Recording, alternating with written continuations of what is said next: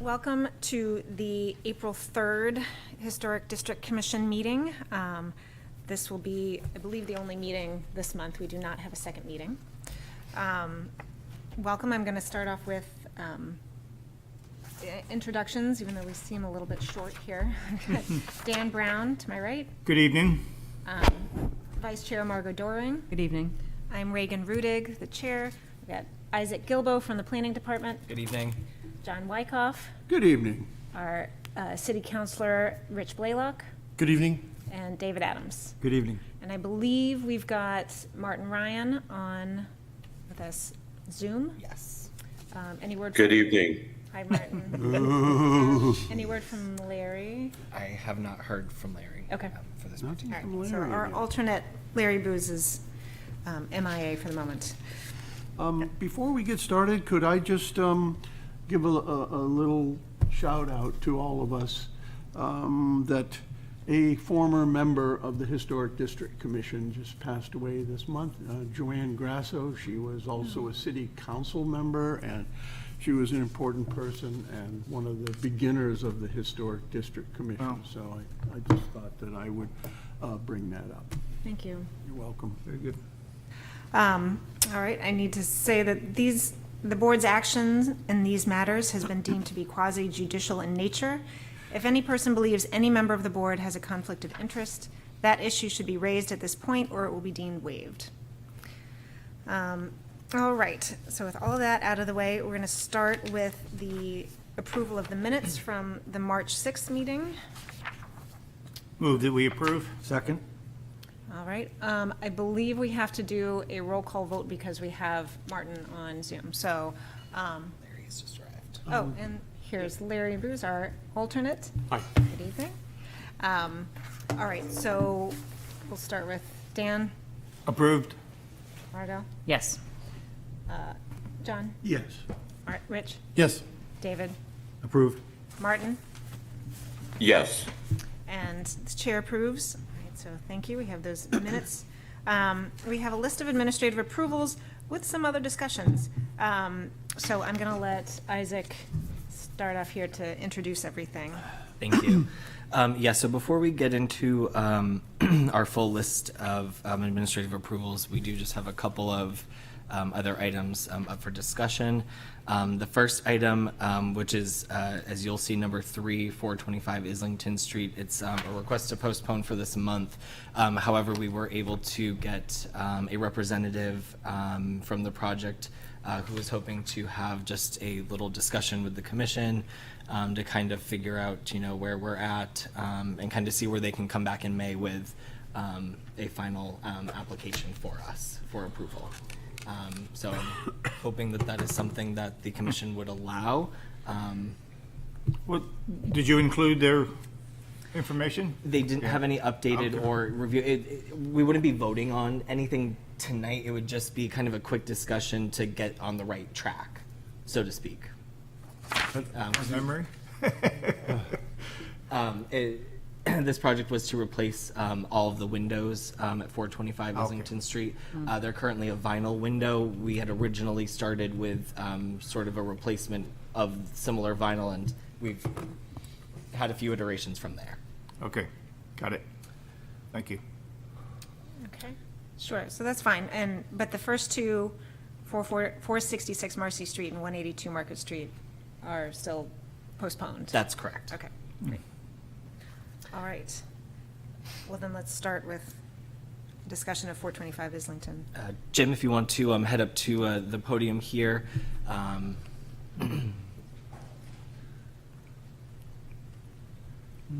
just say hello. I'm the owner of 425 Islington Street, Dan McGreevy. And then I'm joined by Jim here. And Jim, I work for Home Depot. So originally, we contracted to do 21 windows at this address, and we were going back and forth. We were told that vinyl was appropriate, and we were doing M over M, 1/1 grids. So we ordered the windows, we have them, that's what we thought was gonna be the case, and then you got an email saying different. Why they need a disclosure form. So So tell us where the misunderstanding was. Yeah, who said they were appropriate? So we understood that we would be able to move forward with the vinyl windows with historical character. The later response was that they would need to be all wood. So these were the windows that were originally ordered. So we're also looking for clarity on whether these windows will be approved or vinyl windows with more historical character as originally said. Anybody? Go ahead, Anybody remember saying that? Margot. No. So, Did we vote on it? no, we came to an approval last month, but it was not for the windows, it was for the roof and the chimneys. That was Other wrong problems. building. 69, sorry. Wrong building? See, this is really hard when I don't have the application in front of us. This is the mansard. So, yes, so they had come, I think maybe 2 or 3 times for different iterations of the window. It was asked the first time that they'd come back with a more historic character. So they came back with the 2/1, that was still the vinyl that we've, that's not quite a 2/1, but that style window. And that was not approved at our meeting. It was suggested that they do the wood windows on the Islington, and I'm forgetting the side street name, excuse me. Salem? but, Dover thank you. Street. Dover? On those 2 facades. Yep. And that potentially a different window could maybe be used on the other 2 remaining sides. Do-do-do. So what is this window? This is a vinyl window. So this is, the grid is, it would be one bar on top. Sorry, you'll have to go to the microphone so that, You're both going to have to get closer to microphones. You Sorry. can carry that with you if you'd like, the little one. A little what? Yep, that Yeah, one. so originally, the grid was, we're gonna do 1/1, so 1, 1. right. And that's what we thought was, we were told if, originally we weren't doing any grids. Then they said, we want you to add grids. So we added the 1/1, and that's when we thought we were all set. But apparently, that's not the case. Yeah, no, I mean, at our last meeting, we did discuss having the wood-clad windows on the main street faces. Okay, I mean, so it's either, if that's the case, then he's not gonna do the windows. And that's fine. I mean, we'll just put in the 8 windows that aren't facing the street. But I didn't know if there was an option, I mean, these look a lot better than what's in there now. Sure, it's not necessarily only just, there are different levels of looking better, but we also have standards and we have guidelines for what, is appropriate in the historic district. And so the house behind him has vinyl windows, same exact grid. So the house behind them is not in the historic district. The house right across the street from him, same window. Okay, we can argue about this, but every time we have an application that comes forward, those windows were put in before this was a historic district. Okay, So now the standards for being in the historic district have gone up. sure. All right, I don't know when the historic was Right. formed. I'm just saying that Yeah. in the neighborhood, there's a lot of vinyl windows. Sure. For clarity, can I ask, Get closer, please. I'm deaf. for clarity, can I ask, are there vinyl windows with historical character enough that can be replaced? Or that's just no vinyl, just period? Yeah, it's not an issue of the historic appearance of it, it is the vinyl window itself. Okay. So, So I think that's just where all the confusion stemmed from. Okay. Because originally we were told it was just vinyl with more historic character. So then we're just trying to get. Yes, John. The last time you were talking about windows, were they a different brand, different type? I don't believe so. You don't think so? No. One thing that, a problem with these besides being vinyl windows is the fact that they have the grill in between the glass. So we could look at vinyl windows with them outside. if, You know, what we call simulated divided light, which is available on quite a few windows, puts the spacer bar or whatever in between the glass, and then it has an outside muntin and an inside muntin. So it gives more of an appearance of being, you know, a historic window. okay, we can look into that then. So just to clarify, like the Anderson 400 series has the true divided light, simulated divided light with a metal spacer. Sure. Yeah, Would that one be approved? that has been approved. It has? Yes, potentially, yep. Potentially, yes, Dan, did you have? I just had a question about the siding. What's your siding on this house? Vinyl siding. And that's gonna remain, that wasn't part of the, No. Okay. Or yes, that's going to remain. okay. David, did you have your hand up or no?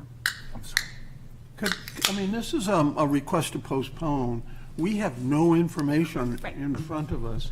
They were here, so we're having the discussion, I but we're not understand gonna vote that. on We're not anything. voting on anything. We're not tonight. voting. We're just gonna help them get in the right direction so they can come back for our May meeting with a full application that we all feel I understand that. more comfortable with. Yeah. Yeah. Yeah.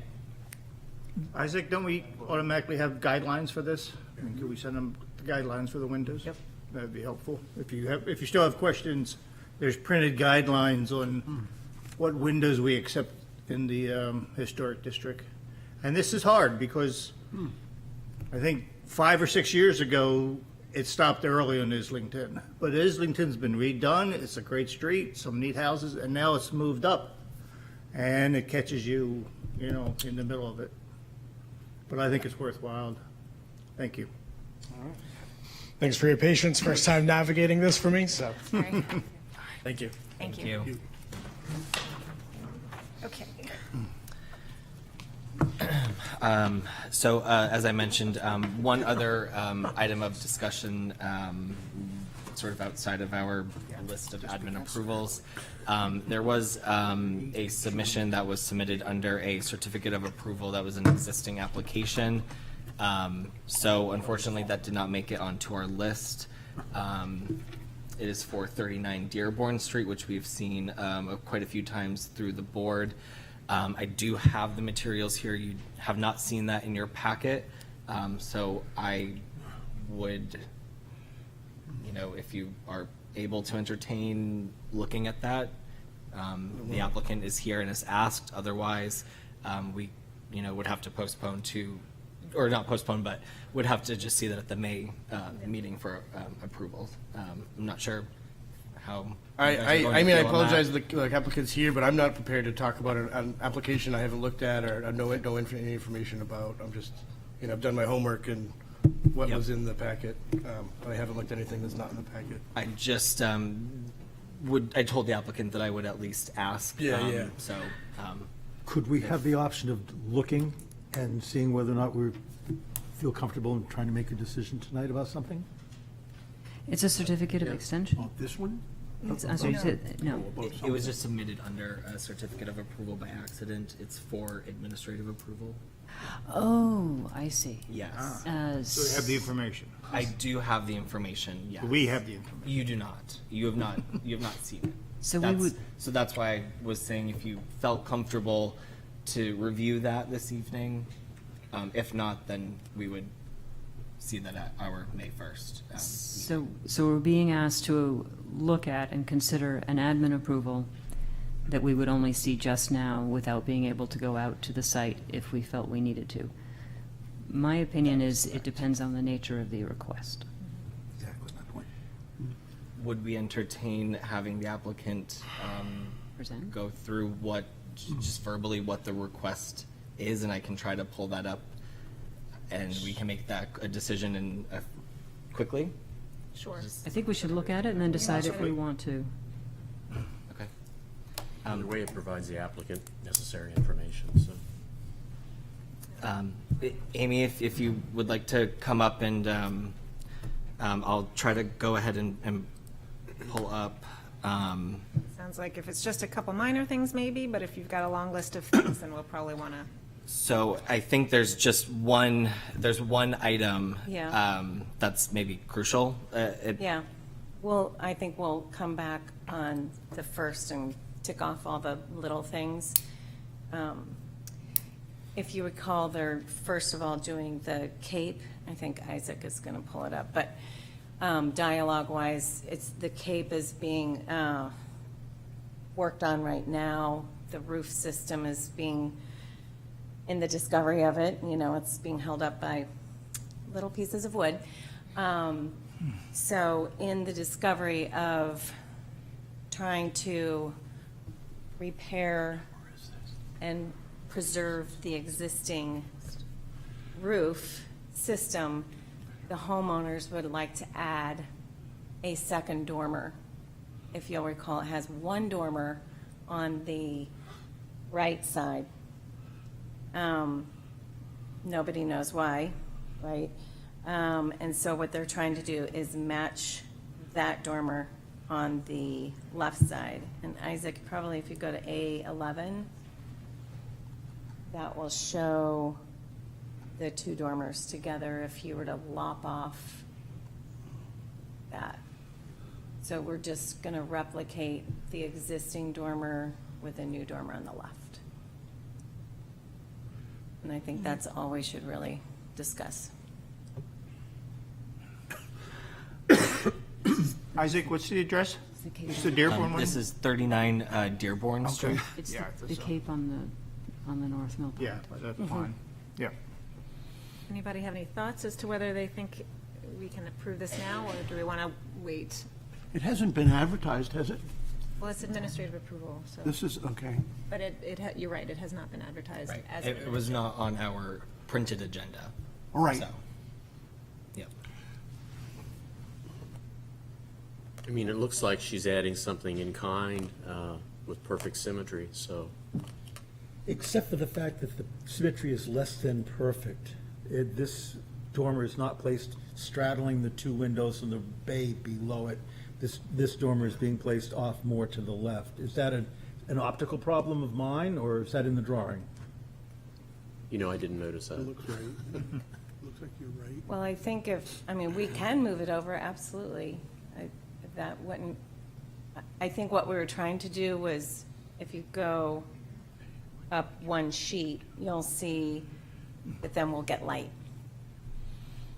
Because the addition will block it. I was responding to his expression of symmetry. Gotcha. What I was doing was just aligning it with the dining room window below. It's just, I think that he's correct, and that I think there's one house in Strawberry Bank, a Sherburne house, I think, that has asymmetric dormers, and every place else we've ever seen them in town, they've been laid out symmetrically. And if you could make that change, I would certainly support this as an addendum to an administrative approval. Yeah, I don't have any problem with that. Rich, you were the one with the concern. How do If you- everyone else is okay with it, I'm just worried that it wasn't advertised, it wasn't, I just don't like tackling things that aren't on the agenda. Right. That's all. Amy, is this holding up Yeah, the process of construction? yeah. But you'll be back with more revisions. We'll be to back it. with plenty. Not plenty, we have like 5, it's very, very small. Okay. They haven't started the addition at all, and they're a bit a ways, but the house is open right now, meaning we've got weather coming, and it's kind of, they've got it tight for the winter, but they're trying to get the framing done. Sure. And the contractors are. How many feet would that be moved over? Do you know what we're talking about? If I were to guess, about 3 to 4 feet. And would it still be completely visible in this view if you moved it over 3 or 4 feet? Not in this view. I mean, the reason why I don't have a problem with it is because Nobody looks at it that nobody way. can even see that view. Yeah. Yeah. We all, you know, the Oh, I see. driveway is way, way over. Yeah. Wouldn't be such a beautiful So I think Because as long as- perspective-wise, you know, you kind of look at the house off to the side. Yeah, the view from the next page down is really where you tend to see it, there. That is where you're most likely to see this. Yes, because you stand in the driveway. There, I'm standing in the driveway, yeah. I'm supportive if it's symmetrical. Anybody else? Anybody have a major problem with moving forward with this? No. Yes. I mean, I can support the asymmetry because it's, with the addition that's going to be there, virtually impossible to see both sides of the front door at the same time. However, I cannot support this because it is not on the agenda and it has not been advertised. I can't do it. Martin, do you have any? I can accept this. It's a small change considering how much is being done, so let's do it. I'm also happy to support it as long as it is symmetrical, simply because if that addition were ever taken away someday, and you have that, then it's weird. So, just thinking of potential future possibilities. All right, so, fine, can I get a motion from anyone? Sure, I'll make a motion that we approve the addition of a second dormer to be symmetrically placed on the roof line and between the two windows. Need a second? I'll second that. I can second it. Okay. All right, well, we'll have to do a roll call vote. Sorry, Larry, and we've got everybody here, so you don't need to Right, vote tonight. Dan? Yes. Margot? Yes. Yes. John? Martin? John? Yes. No? No. Rich? Yes. David? Yes. Chair votes yes.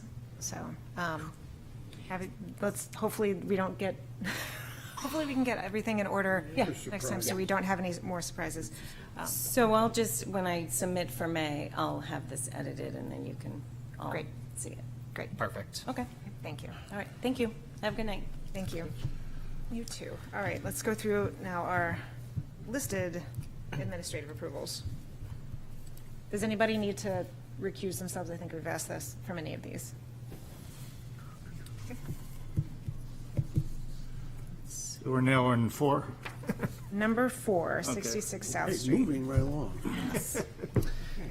Okay, yes.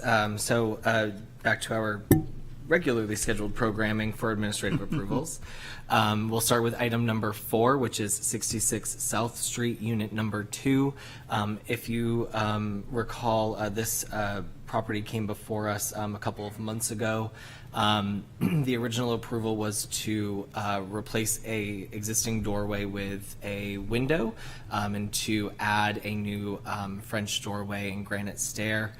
They also got approval to do a little bit of re-siding with a hardy board. The applicant is back before us.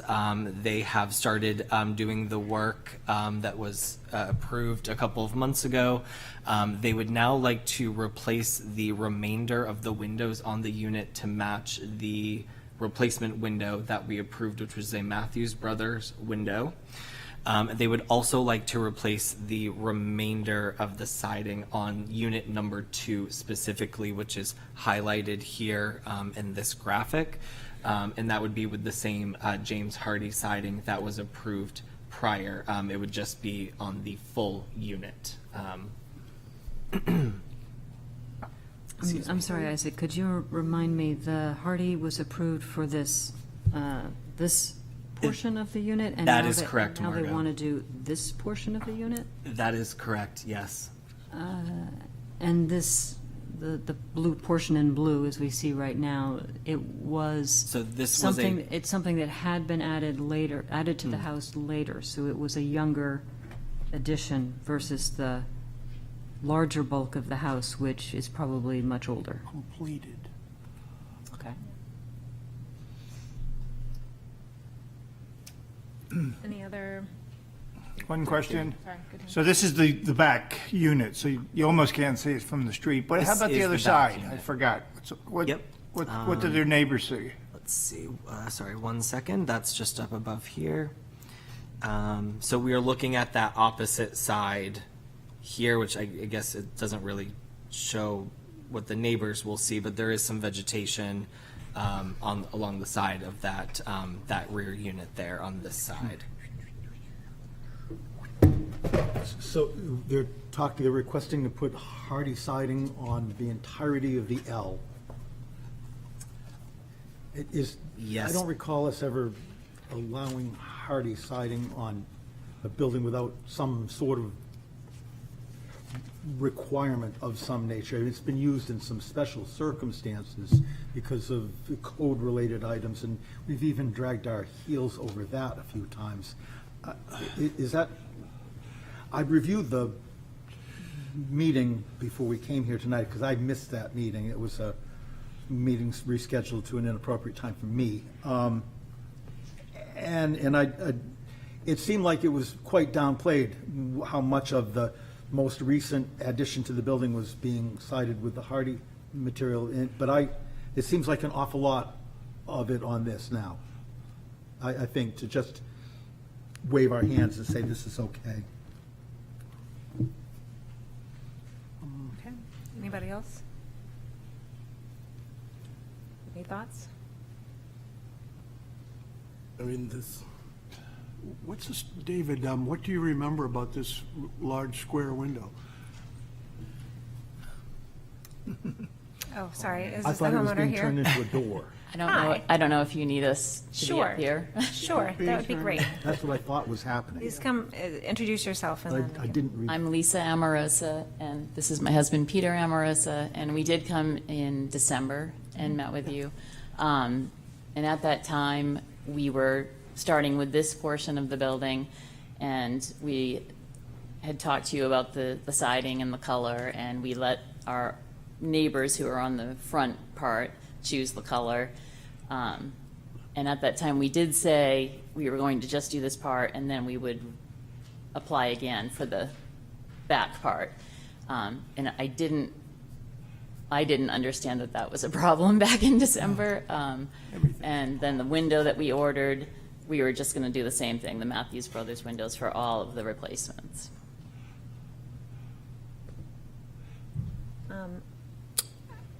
I wonder if, since we're at a lot of replacement windows and a lot of replacement material, this needs to actually be a public hearing more than just administrative approval, because I think that we have a lot of opinions about it, and window replacements are generally much more involved. I mean, we want to be very careful when we allow window replacements, especially in areas where it looks like you have wood windows. So I don't know if we can. I can tell you that we are completely on the back side of this unit. Okay. So I don't know what anyone else thinks, if we should postpone this and just deal with it next month as a public hearing. Reagan? Yes, Martin. I agree with you completely, and I'm a little bit familiar with the Matthews Brothers product, and I'm not sure they make a historically appropriate window. So I'm with you on, this should be a bigger application than an admin approval. Thank you. Thanks, Martin. Yeah, so, I mean, what bothers me is there again, we're looking to approve something that we did have in front of us on December, but we don't now. And so I'm looking at this little addition on the back, and isn't there supposed to be a door in this thing instead of this? It was moved to the back. That was part of what we had approved on. That was December? Yeah. Correct. So what is the story with this square window? What is that? That's the new window that was put in. There used to be a doorway was here, and they replaced the doorway with Okay, all right. with this window. Okay. There's a new door here and steps that will lead out to the So back. is that window simulated divided lights, or is it just a It is, giant it's got piece of? black mountains. Oh, it You just does. can't see it in this. I can't see it. And the Matthews Brothers is made in Maine, and I believe it is listed as one of your approved windows. We brought it on December to make sure it was approved, and it was approved then. Yeah. I think because it's such a, you have so many more that you're replacing now, I think we'll have to look at it again and bring us a spec and, I just want to apologize now that I'm expanding this. I do see the Muntins in there. I just couldn't see them. I think Matthews Brothers, isn't it made by Anderson? Do you know anything about them? They're made in Maine. Oh, they're made in Maine. Yeah, so That's different. Reese or Richie, I don't know how you pronounce it, that's where we have purchased them, but they're on par with Anderson, but they're just locally made. And we have looked around where we live, where South Street is, and it looks like some other people have also used the windows. They're the ones who recommended them to us because they said they've been improved by you guys before. And then I talked to Isaac, and when we came in December, they were approved pretty readily. So we assumed that they would be good going forward. I don't think we would have ordered it if we thought we'd have to get different windows for No. the rest. yeah, I think that probably this went through fairly easily last time because it's just this tiny little piece in the back that nobody can see. But now we're talking about much more of the building that is visible. So, just, we'll want to have an opportunity to go out and look at it and individually and see what we think, so. If I can just add that when it was discovered in the building permit that the scope had expanded, applying for a certificate of approval had already passed for this month. So that's why I directed, to at least come for administrative approval.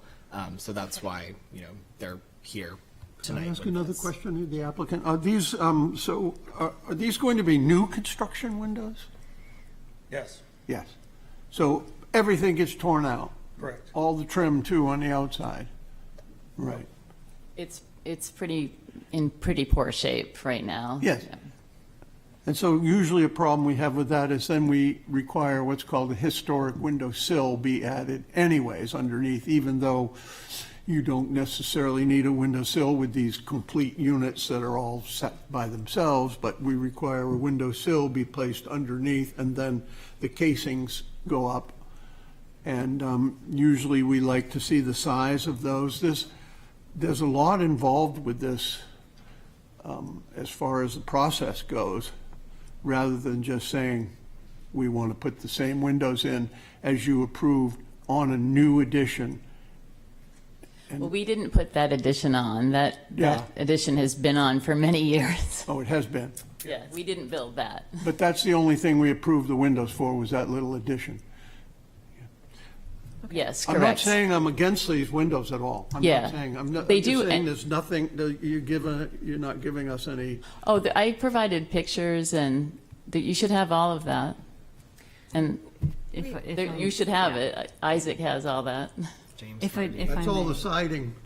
if, No, there's the window pictures in there as well. Let me okay, shrink this if down. I could interject for a moment, I would like to make a motion that we not accept this as an administrative approval, that we request a full package, and that this be properly noticed for a certificate of approval. And there's no point in asking further questions if that goes forward.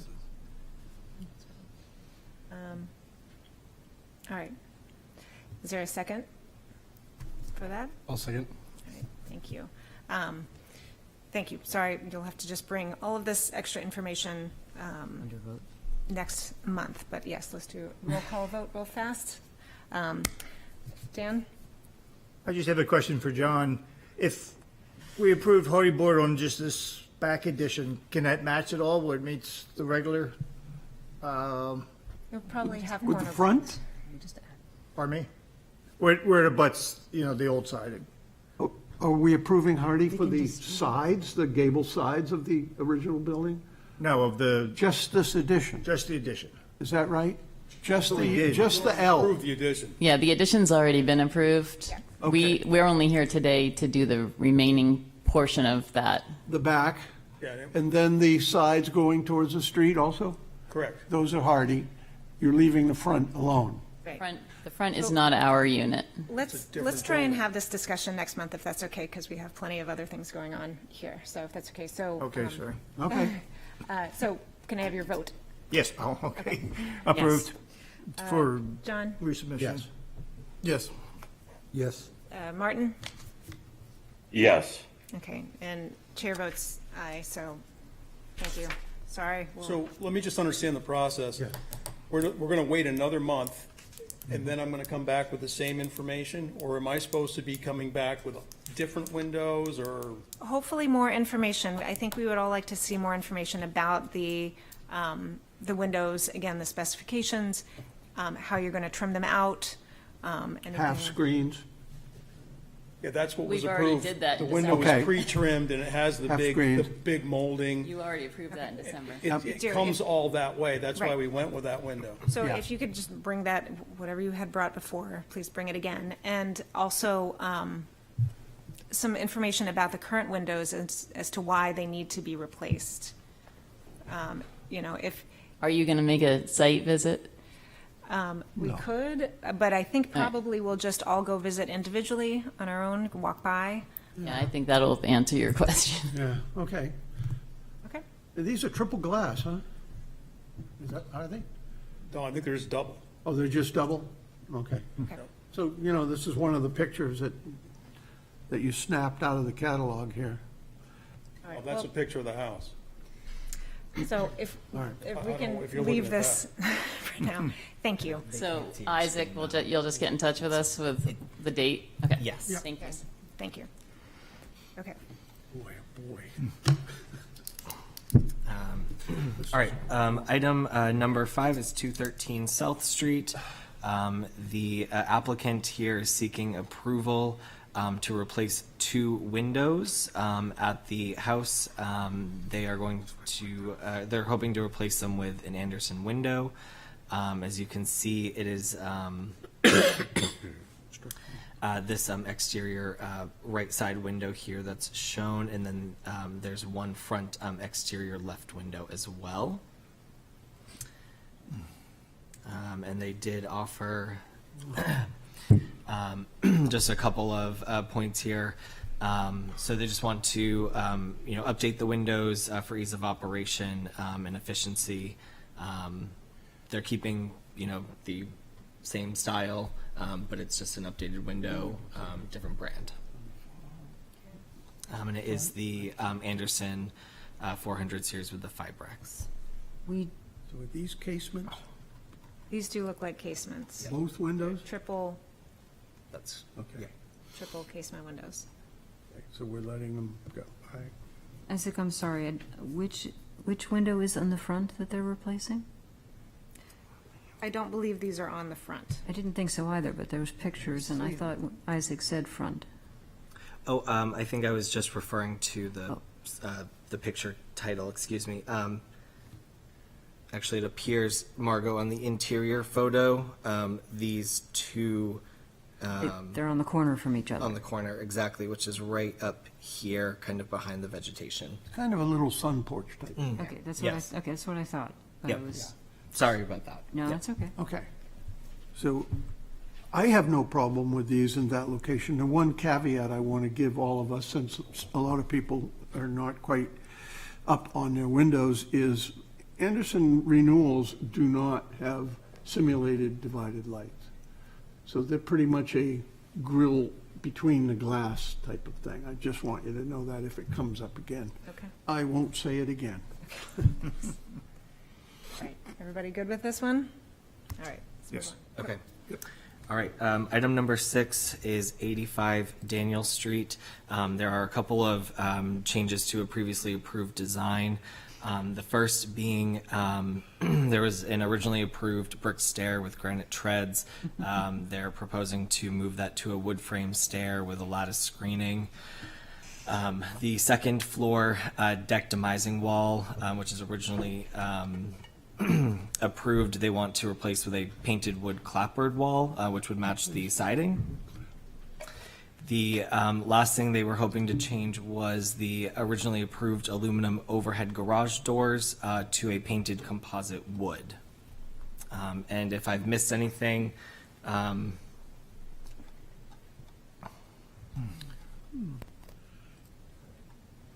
Richard Desjardins with McHenry Architecture. The last thing, it's in the drawings. I don't think we updated it in time on the actual portal, but it's in the package that is in front of you. Is we're just adding 2 lengths of gutters on the main building eave, just to help with drainage in the alleys, and to help the water problem in the basement. It's going to be just a K-style aluminum gutter along both ends. Thank you. The front stairs, I'm assuming that the same railings that they had proposed for the granite staircase are being used in this one? Yes, the intent is to actually use the original wrought iron railings that used to be there previously, and then just clean them up and paint them again. Thank you. And why from granite to wood? The granite and the brick was designed under a previous owner, and the new owner would prefer to move forward with replacing the stair as to what it used to be, which was just a wood frame stair. Okay. That's more appropriate. Any other issues or questions? okay. Let's move on. I have a comment. Go ahead. Sorry. So Daniel Street's a special street, and most of the houses along there are level, so not many stairwells there. The only 2 are the old Y and the old high school have granite. Yeah, other ones will just have a small granite. And the only other wooden stairs on those belongs to 95, so we know about 95. I really preferred the granite look. I thought it had a nice look to it, and I think it fits better on this street. I kind of feel the opposite. I feel that the granite is a little heavy for the wooden structure. The wood steps have been there for a while now. I think they're in better keeping with it, with the house. I am a little concerned about putting AZAC on the sides because those steps do come out, so they are going to be very, very visible. Yeah, AZAC. I think probably it will last a lot longer than wood, and will. Is that a good I can thing? understand. Yes, it is. It will, yes, well, for better or for worse. But I can understand Less why work for carpenters. you want to In the future. choose that for that location, which is wet and. I think Exposed. that this is a uniquely wooden building on that street. It's sort of humorous in a way that Margot sort of was tried to talk me out of going along with the granite steps back when they were initially approved, because she was, I think, correctly said that the scale of this is different than your typical stone set of stairs, and that this was much more the common staircase of its day. But I thought, like you, that a durable stone set of stairs would make more sense. But now we're faced with this, and I'm going to go with I think this is appropriate. I agree. Wood or AZAC and wood? Wood looking. I have to say, I'm a broken down old carpenter. This is a terrible wear location for wood, between shoveling and salting and street plowing and the kind of maintenance that sides of stairs get. I think that the AZAC, regardless of how much I like it or not, is going to behave better here than any wood that you could ever do. Okay. All right, great, thank you. If there are no other comments, we can move on. All right. Bringing us to administrative approval item number 7, which is 846 Middle Street. The applicant here is seeking approval for the removal of the divider on the chimney, and that would be to allow for an exhaust and intake for a gas fireplace.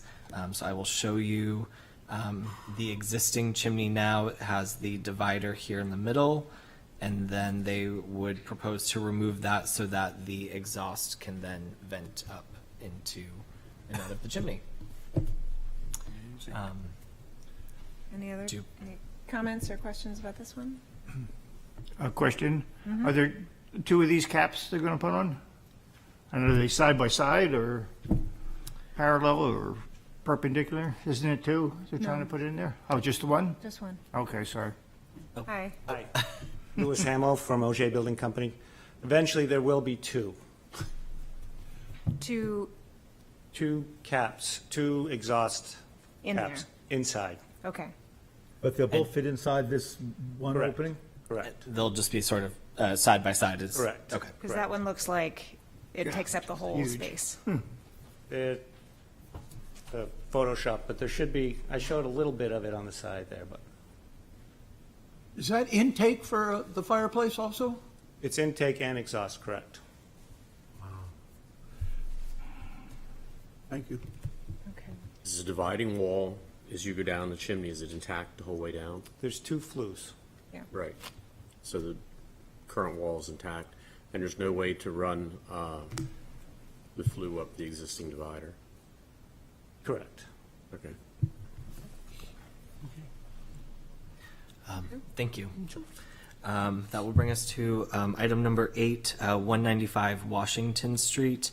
If you remember from last month, the applicant had submitted for white aluminum K-style gutters and downspouts on the home for the front and the rear.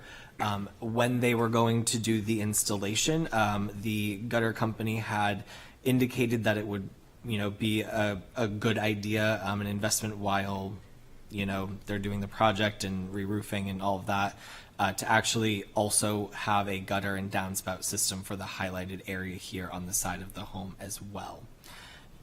Taking the advice of the gutter company, they have come back. They would like to do, of course, just a matching gutter system just on the side that's highlighted. Any questions on that? Okay, great. I'm sorry, Isaac, Oh. are they planning these to be white or cream colored, the way the corner boards are? White to also match the trim as well. It'll come right down the trim, the downspouts, and it will go right across the top there. So, and they'll match the existing that are in the front and the rear.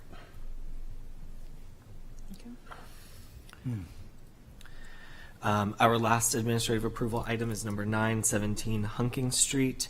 The existing property currently has a wooden gutter system that just throughout time is rotting in a few places and is malfunctioning in a few spots, which is causing further damage to siding and trim, etc. With that being said, from what I've gathered from the homeowners, they've reached out to several companies to fix or replace the wooden gutters. And they have not been successful in finding someone or a company of some kind to do that. So what they've proposed here tonight is to replace the wooden gutters with a K-style copper gutter system. And we'll go through just a couple of photos of the existing conditions, and then they've got, here's an example of the gutter itself. And then here are the existing conditions of the home. The front here right on Hunking, and then sort of the other side. This is sort of the side and rear portion of the home. More on that side as well, back of the house. And then this is an example of a similar copper K-style gutter, obviously on a different home, but to show what that would look like as an example. Anybody have any comments or questions? This one? You're grimacing over there, David. It just is humorous that the copper gutters were always half rounds. And then the aluminum gutters started making these long, one-piece shaped gutters. And now to see the copper gutters are now competing with the aluminum gutters in their shape, it's just a funny passage of time. Yep. Well, so that was one of the things that I thought about for this particular application, because for this house, it's almost like the wood gutter serves as a molding almost under the eave. And so by taking that off, and it's really tight up in there above the window headers. And so I wonder if there's even actually really room for a K-style gutter, and I was wondering if a half-round gutter would be more appropriate there, to be able to tuck up in there and kind of continue that sort of at least curved, rounded molding. I don't know. Well, I would say that if they didn't feel that they could fit it, that they wouldn't have proposed a contract. Okay, fine. Well, sorry. You know, that's- and the gutters that Dave is talking about are, you know, come in lengths, 8 or 10 foot lengths, and have to be soldered together. And so we're asking for people to install something that could be a potential problem 50 years from now. But you know what I'm saying? That I don't know. I would fix the wooden ones myself. But. I know, I'm surprised that they couldn't find anybody to do that, because we've had to replace the wooden gutters on our house and found carpenters to do it, but that was a while ago, so. All it takes is lots of pump jacks. I don't think we're making a huge error, but I am, like you, going to miss the painted sort of extension of the cornice that wood gutter provides. Yeah. Okay. All right. Would you like me to just kind of? Yeah, do we have any, all right, I think we're in agreement on everything. Do we have any stipulations on? I don't think we did. We do. The windows on 213 South wouldn't have screens Right. anyway, so I don't think half screens we don't think we need that. What about Dan's objection to the wooden steps? I take it back to the people who know more. So I'll just quickly read through these. So item number 466 South Street Unit 2, it was decided that the applicants will come back for a certificate of approval at the May 1st, 2024 HDC meeting. From there, items number 5, 213 South Street, item 6, 85 Daniel Street, item 7, 846 Middle Street, item 8, 195 Washington Street, and item 9, 17 Hunking Street, approved as presented. So moved. Seconded? All right, roll call. Dan? Yes. Margot? Yes. John? Yes. Rich? Aye. David? Aye. Martin? Yes. And chair votes aye, so, all right. We made it through the administrative approvals. Okay, so before we move on, there are a couple postponements I just want to announce. The first one is the request for a rehearing. Number 1, rehearing of Michael B. Myers and Stephanie G. Taylor, owners, for property located at 700 Middle Street. This is a solar panel installation that has been back to us several times, so I think that we agreed at the last meeting that we would have to end the postponement of this one, and they'll just have to come back and refile. That's correct, yes. So, do we need to deny the request to postpone? Yes. Yes. So deny the request to postpone, and with the note that the applicant will refile, and we will renotice when and if they decide to move forward with that request. Okay, can I get a motion to do that? So moved. Second? Okay, great. Dan? Yes. Yes. Margot? John? Yes. Rich? No. David? Yes. Martin? Yes. All right, chair votes aye. Thank you. All right, And then there's a request to postpone for, number A, for old business, petition of Joseph Cunningham, owner, and Jane Myers Vani, prospective buyer, for property located at 195 Washington Street, for renovations to the structure.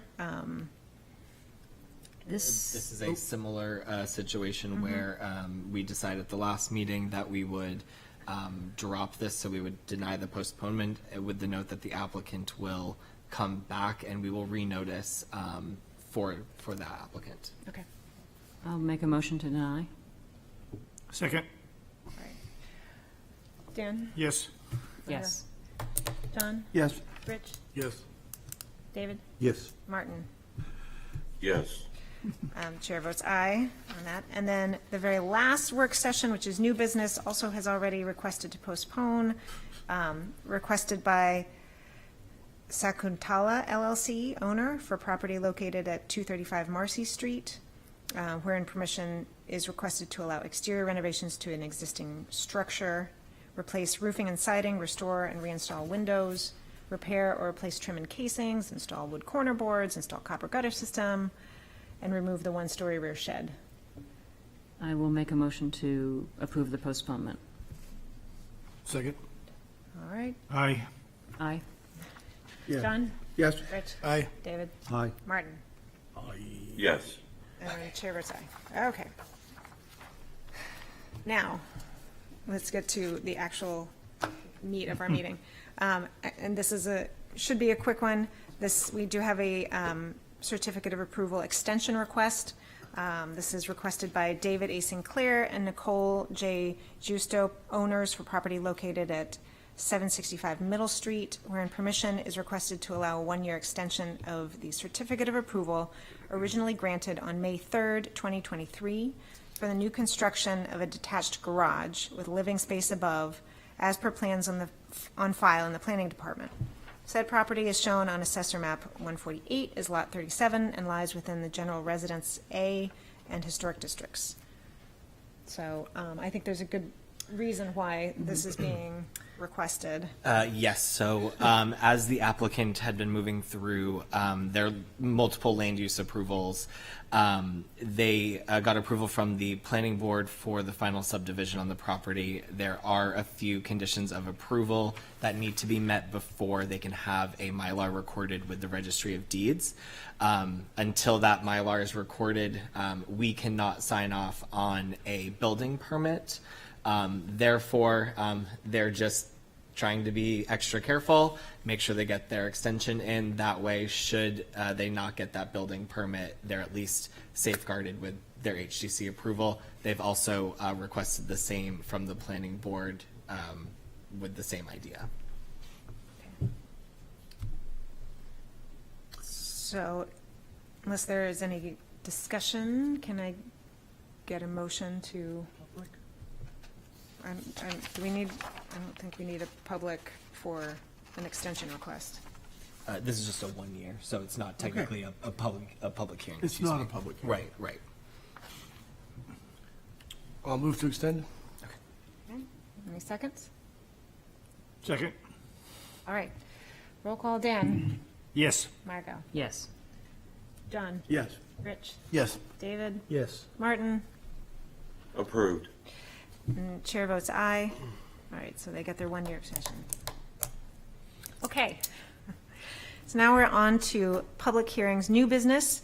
The first one is petition of Cyrus Lawrence Gardner Beer and Erica Karen Beer, owners, for property located at 64 Mount Vernon Street, wherein permission is requested to allow exterior renovations to an existing structure, rebuild existing one-story shed into a two-story shed with entry porch, as per plans on file in the planning department. Said property is shown on Assessor Map 111 and as Lot 30 and lies within the General Residence B and Historic Districts. Welcome back. Thank you. You wanna introduce yourself? Yes, Cyrus Beer, 64 Mount Vernon Street. Thank you. So what I'm going to show tonight is the exact same thing that I showed last month. So for the sake of brevity, I'll go quickly through it, but if anyone has questions, I'm happy to elaborate. The one thing I've added is some stipulations that I'll get to at the end. So we've lived here for 11 years. The shed has always been there. You can see it on the right-hand side. It's sitting on wood sills on the ground, and it's rotting. And so our plan is to put a foundation under it and put a second floor on it. It's also directly on the lot line, so our plan is to move it in off the lot line. You scroll down a little bit. This is just to show at the Athenaeum that there used to be a two-story structure in that location.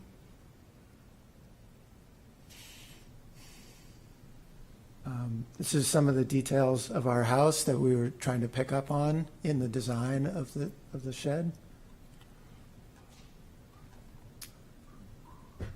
This is maybe more for the ZBA, but this is showing that right now it's 1 foot essentially on the lot line of our neighbor, and our plan is to move it in 5 feet off the lot line. In the next slide, you can see. It actually looks like your lot line was drawn around that. It's funny, I don't know how that happened, To but I think capture you're it. right. I think you're right. Yeah. And our neighbor doesn't know either. That was done before both of our times. Sure. This is just showing the existing shed. And then this gets into the proposed side elevations, east and west. And if you scroll down, this is the north and south. Some more pictures of what it looks like today. And then the stipulations, I added for the windows, I specified the Green Mountain specifications for the windows. For the chimney, to David Adams, what he brought up last time, we'll add some corbelling to the top to match the house. And then just the spec on the roof tiles. Okay, thank you. Any comments or questions? Anybody here? Yes, Margot? Cyrus, were there any concerns by the roofer about putting the solar panels through the composite slate?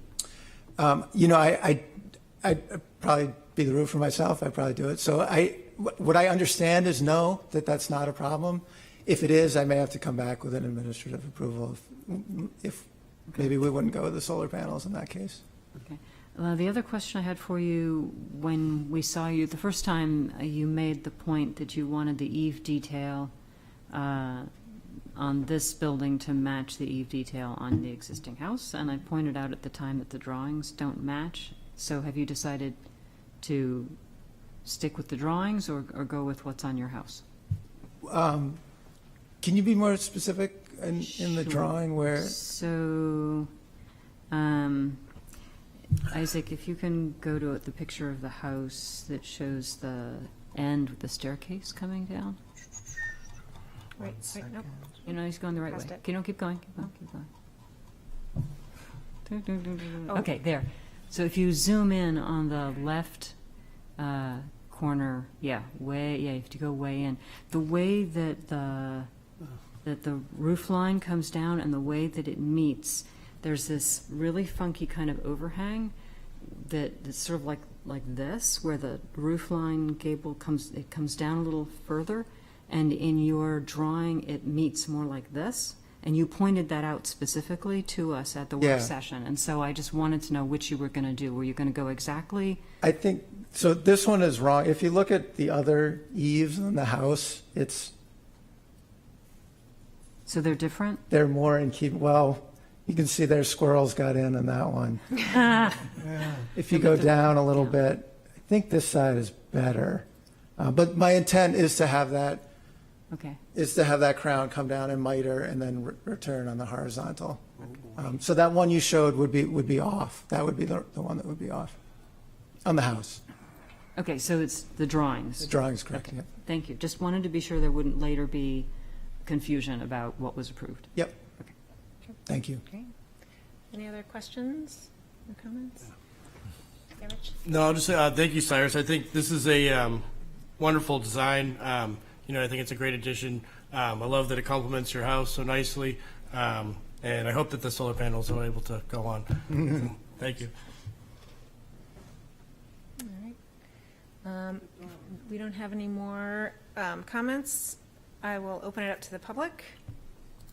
Or if there's anybody in the public who wishes to speak to, for, or against. Okay. Nobody rising, nobody's on Zoom. I don't see anybody raising their hand on Zoom to speak.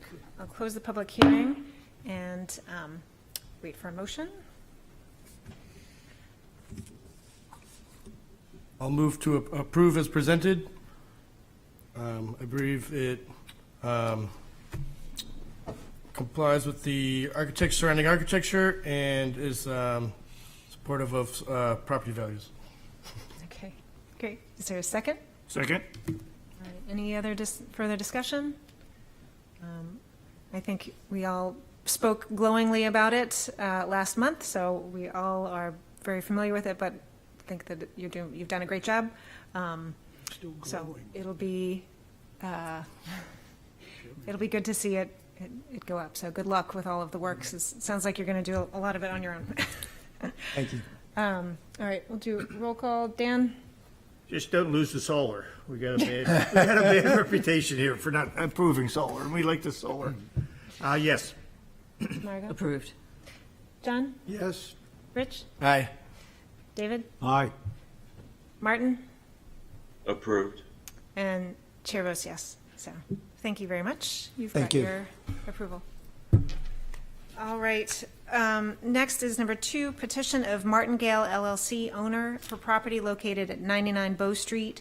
Grant permission is requested to allow new construction to an existing structure, create waterfront deck and dock expansion, as per plans on file in the planning department.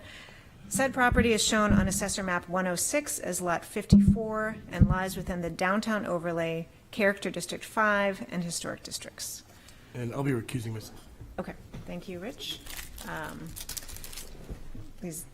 Just before we dig in here, I just want to say that I don't know how many of us on the board have seen this, who several times, some may have not seen it before, but this has been before us a number of times.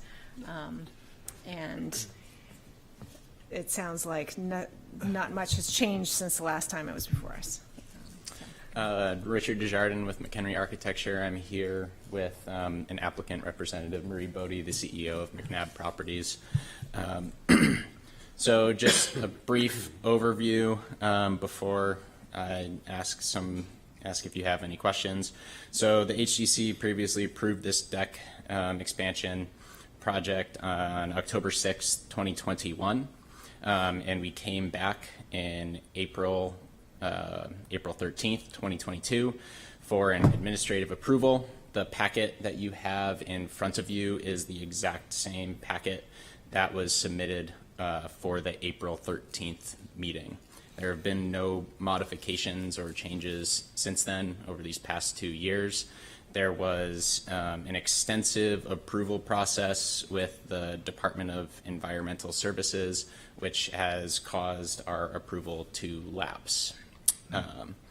With that being said, I just have a few things to just read into the record, just to give you a brief overview before any questions.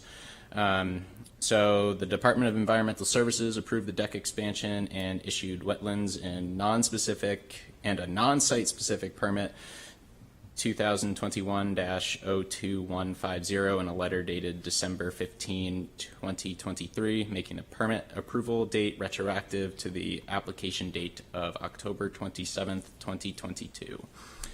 The deck itself consists of 2 additions. The west addition next to the River House deck is 712 square feet with 420 square feet for a public deck, with 23 feet of frontage on the Piscataqua River and a 73 square foot planter, and the Martingale dining portion would be about roughly 219 square feet. That is all on the west side of the deck. The east side will have an addition of 883 square feet, and that will be specifically for the Martingale dining. What the owner is proposing here is to have the only full handicap accessible way to the waterfront, and this will be done by utilizing the Martingale elevator, and the owner and design team is not aware of any other private landowner designing and getting regulatory approvals to actually create a permanent easement and donating private property as a public deck on the Piscataqua River. The deck expansion is outside the city of Portsmouth, located in the Piscataqua River and under the jurisdiction of the state of New Hampshire and Army Corps of Engineers. The expansion is attached to an existing concrete seawall located in the river and a free supporting structure in the river as well. Martingale has an urban expansion issued by the state of New Hampshire and is exempt from shoreline zoning regulations. The planning board originally approved the deck expansion on December 30th, 2021.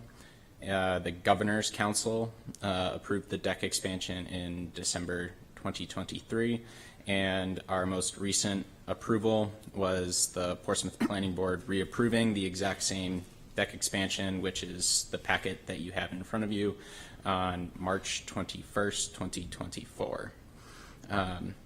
I can go through the packet if you would like me to, or if you just want to ask questions, we can do that as well. Does anyone here want a full presentation of the packet, or can we just ask pointed questions? If you're not familiar with it, then I think we all were here, except for Larry. Larry. I'm familiar enough with it that I Okay. can do it. All right, so any comments or questions? Yes, John? There again, I'm not a lawyer. Okay, I'm sort of a worn-out carpenter also. But I do remember a few times projects coming in front of us for approval after they had gone past a year, but they were held up by court proceedings.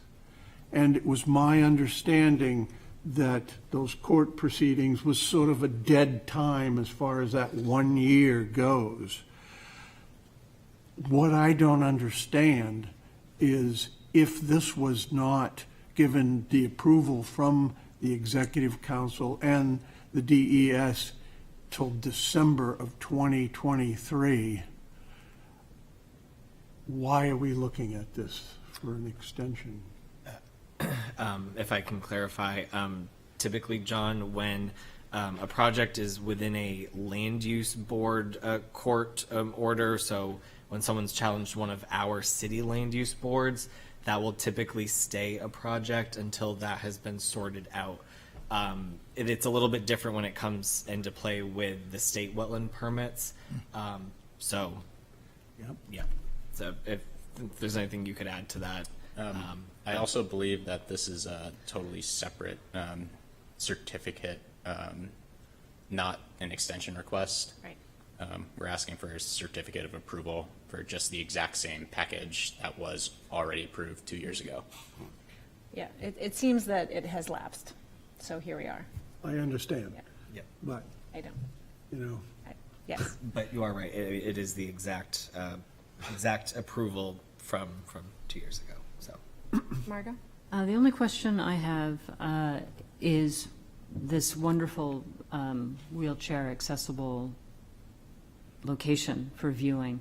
What signage do you have planned for the street side of the property so that this is something that people will actually notice and take advantage of? Because I don't think we've seen anything of that nature. So we have not designed or had a signage company put together a signage package for this yet.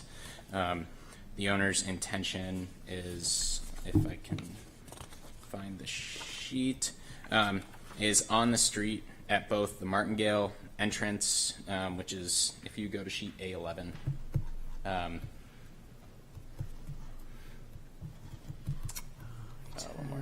it's kind of in the middle. It's the big block of text pointing on the right. That's the Martingale's main entrance, and that's where the elevator is. and the owner is intending on putting signage there, as well as at the stairwell on the far left of the property, indicating that they can utilize the Martingale elevator to get to this deck. I guess I just want to be sure that people don't misinterpret or feel shy about utilizing that access, because sometimes if it's not well known or very, very specific, people feel, do I have to have a reservation? Do I have to be going to the restaurant to take access to the deck? Because sometimes inadvertently, signage can look like, oh, I can only go down there if I'm going to the restaurant. So this is just, from a public point of view, that it would be disappointing if Mr. McNabb has gone to all of this generosity that is then not taken advantage of, or people are not aware or comfortable enough to take advantage of it. Yep, I understand, and I believe it sounds like Marie would like to speak. Good evening, Marie Bodie with McNabb Properties, and first I'd like to say that we are going to obviously have to go through the City of Portsmouth permitting for any signage that we intend to erect. However, we will, and it will be part of the ordinance the easement that is created with the City of Portsmouth as well for eternal utilization of the elevator. So we will work with whatever the requirements are with the city signage ordinance to address and ensure, if we have to come for a variance for a sign, to enable that the public has access for handicap. No other questions? All right, anybody else? I have one Dan? question. When this was previously approved, there was some talk about a maximum number of customers for Martingale Restaurant. Yes, so again, the City of Portsmouth dictates what the occupancy load can be for the restaurant. At the planning board, this was a item of conversation, and Chairman Chelman responded that the use for the restaurant could permit up to 500 patrons. Our permit for actual occupancy is in the 325 range. We will not be seating more than 325 without the proper permits by the City of Portsmouth Health Department and/or Building Department, whomever has the purview of that permitting. It's also the assembly permit through the fire department, life safety, and all of that. And is that the number for the entire restaurant, outside and inside? Correct. Thank you. And just to add on to that, that number is restricted through the building code and the stair sizes that currently exist, so that number really can't grow at all. So it can't be any larger than what's marked on the assembly permit. Can't by the current approval.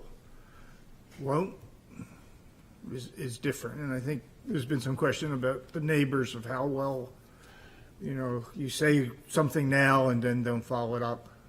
So is it possible to increase that number by going back and getting a bigger occupancy? Through the building code is pretty much restricting it to that number.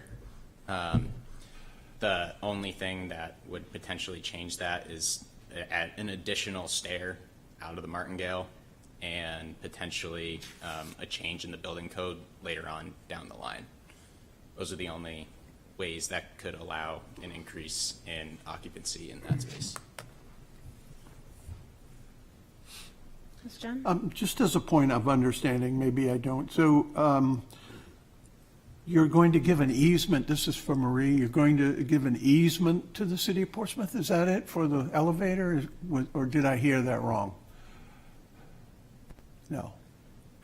Excuse me. There's a right-of-way to the elevator? There will be an agreement that is formulated with the City of Portsmouth for the access to the deck, to the public deck. Yes. And the elevator will be available during business hours of the building. Yes. Yes, I'm sorry if I misspoke. So, all right, so it's not a right-of-way or et cetera. But there is a right-of-way to get onto the public portion of the deck, or there's... Correct. Yes. And just a comment, The reason why I am asking this, and just to be sure that it's in the city's agreement with these people, is that a couple buildings up the hill, there is a public right-of-way going to not really a deck, but a railing overlooking the river, and that has been totally ignored and totally allowed to get into very bad condition. And it's something that we even talked about 5 or 10 years ago, but it's sort of gone by the wayside. I'm not sure where it is right now, but it's just a little caveat that I would hate to see repeated. Where is that located, John? The new building on the other side of the red Kate building that is 4 stories in the back. Then next to them, there's a new building that was constructed that's a rather large building. Okay. And right on the left-hand side, it's right there. Thank you. Can we go back to the view that shows the deck in the river? I have a question. So I'm not an engineer, but a structure like that, there's a certain loading capacity, a certain amount of weight it can hold in that one. So in that, the new addition is one on the left, and you show tables there, and yet you say about it's going to be a public access for viewing. So there has to be some weight capacity of that addition, just like there's got to be a weight capacity of the existing deck. So I'm not trying to be difficult, but I guess my question is, how do you determine how many tables does Martingale put there? How much space do you allow for public viewing? So just to clarify, the public deck is on the right side of this image. Oh, okay. So do you know the Martingale property? Yeah. So you know the big semi-exterior stair?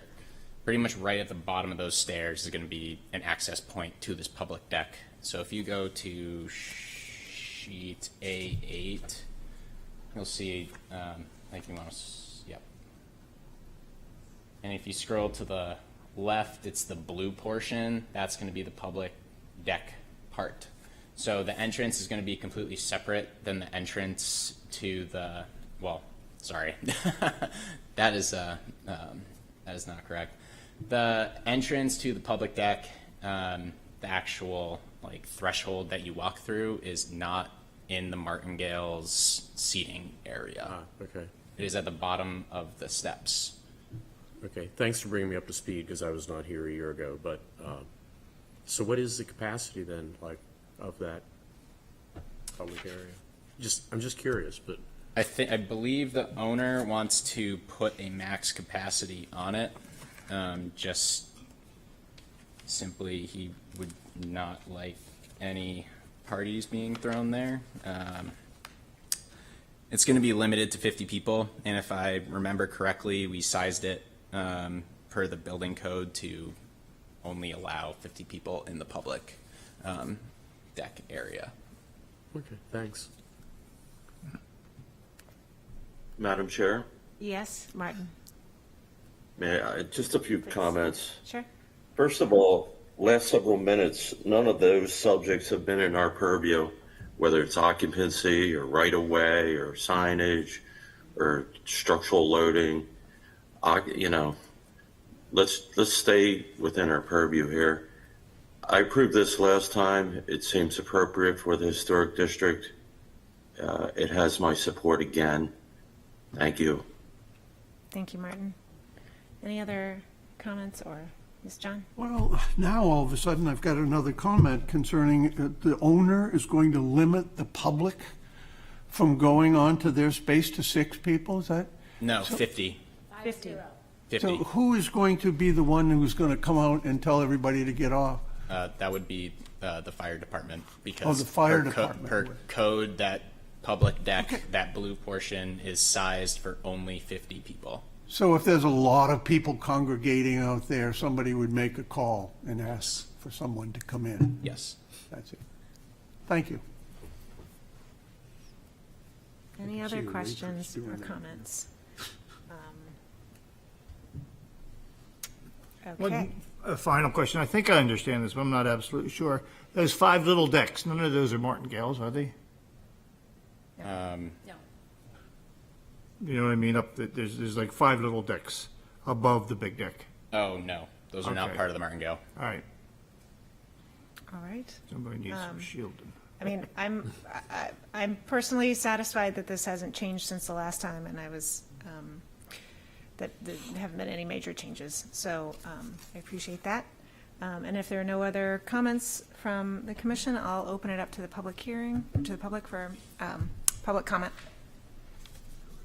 Is there anyone who wishes to speak to, for, or against? Anyone online? I don't see No? anyone on Zoom. Okay. All right, well, I guess we'll close the public hearing and wait for a motion. And Larry, you will be voting for this one? I'd like to move that we approve this reapproval.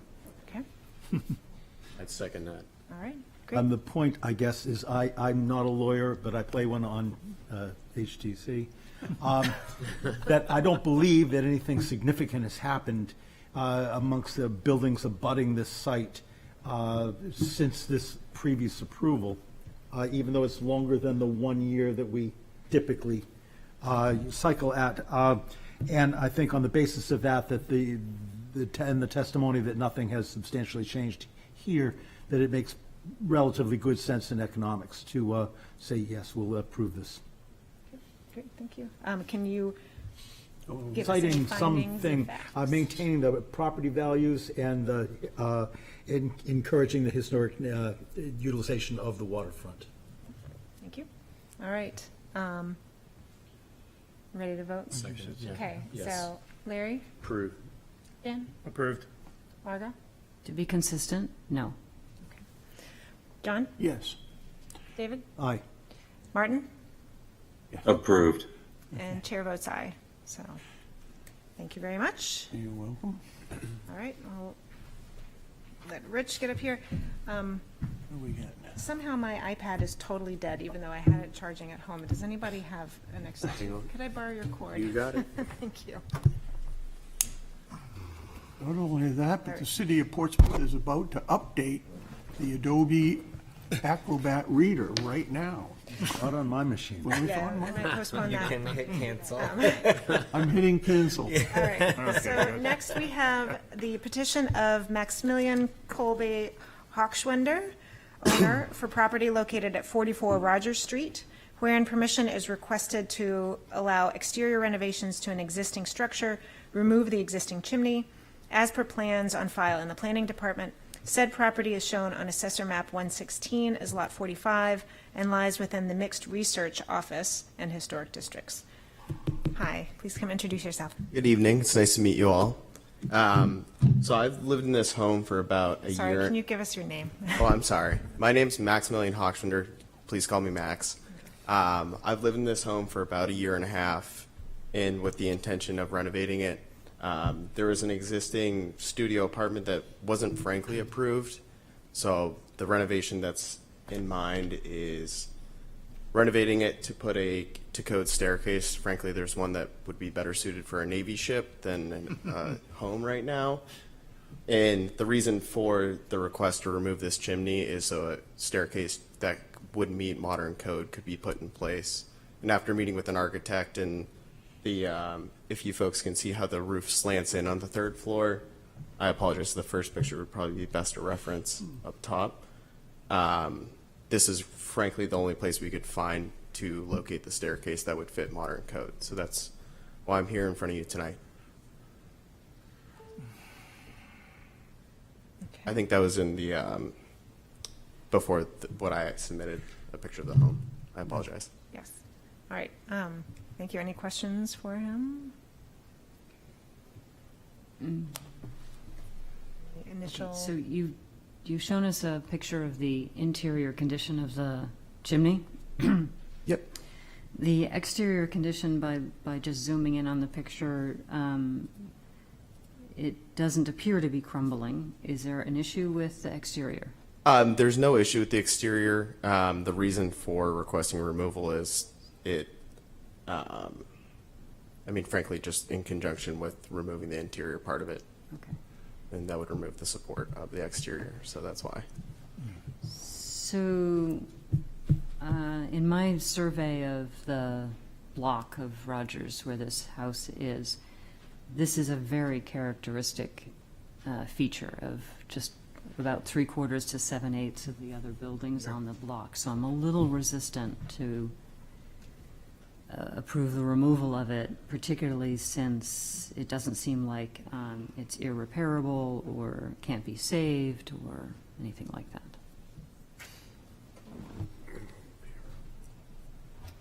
Anybody else?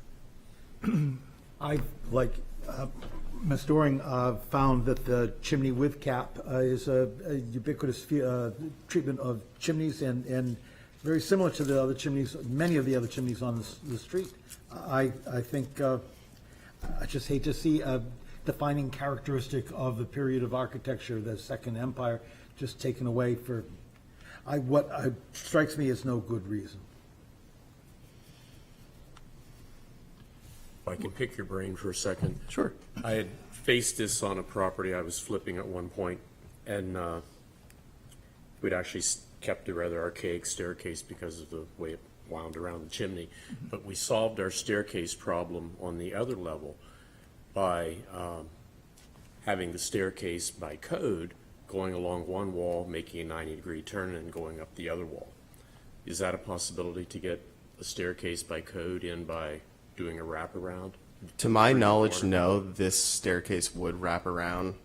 And I met with the architect on multiple occasions and tried putting it in different places, and this was the only conclusion of where we could place it in the house. Have you,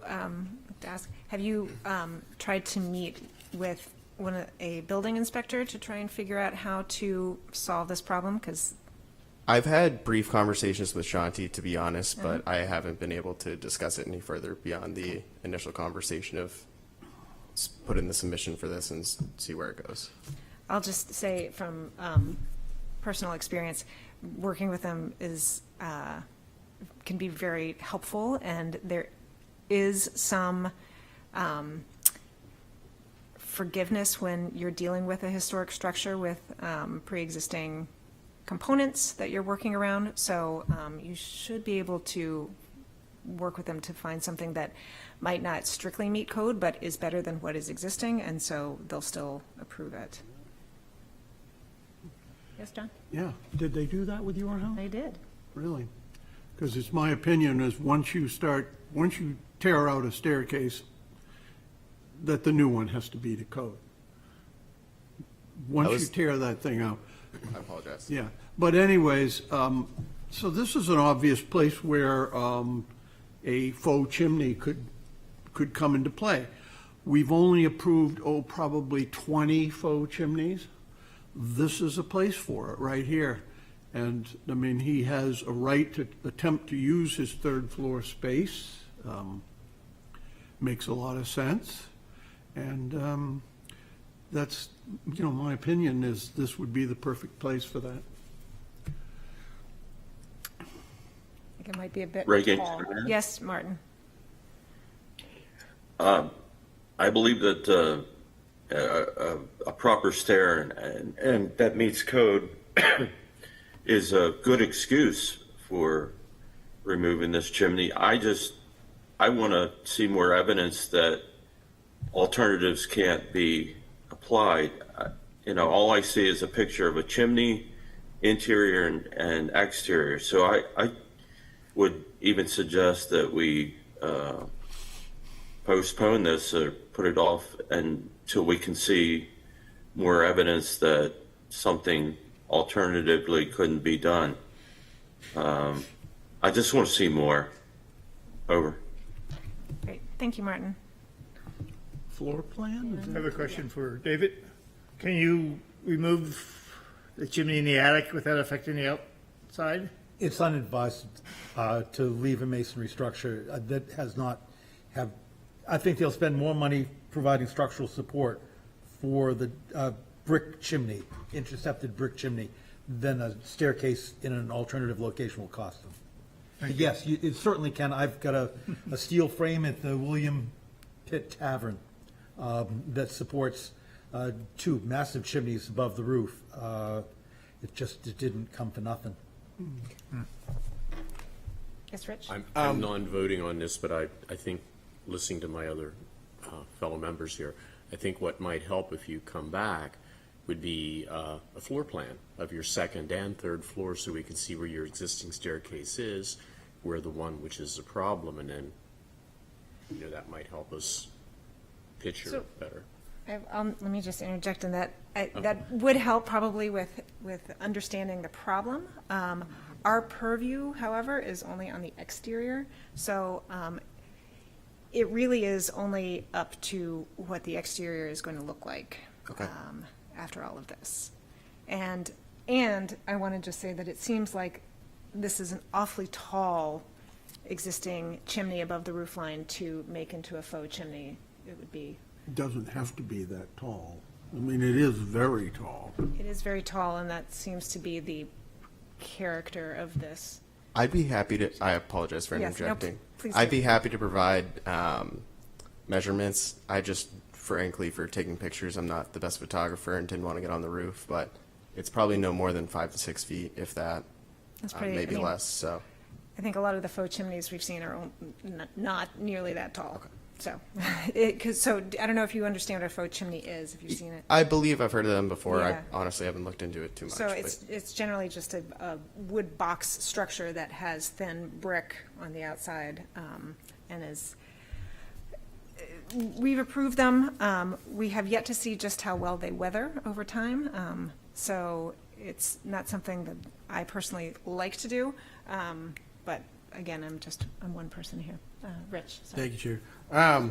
Yeah, I'm sympathetic to the, the predicament that you're in with the staircase and using your third floor and losing this historic feature of the house.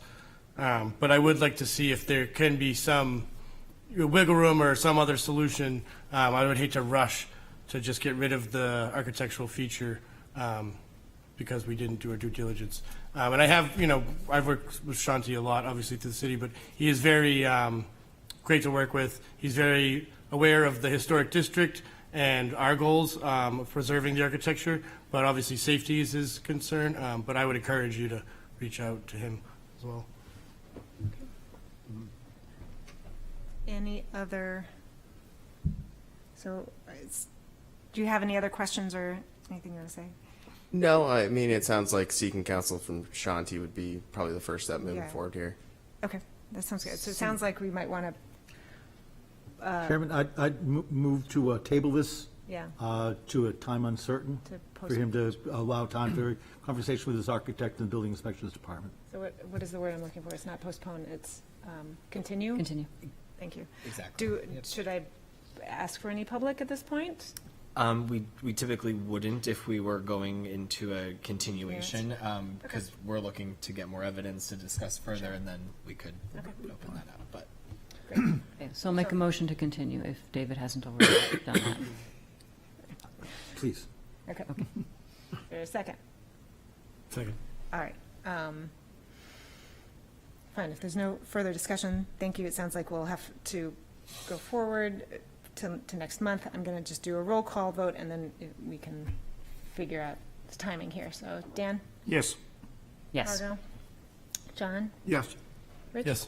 David? Aye. Martin? Yes.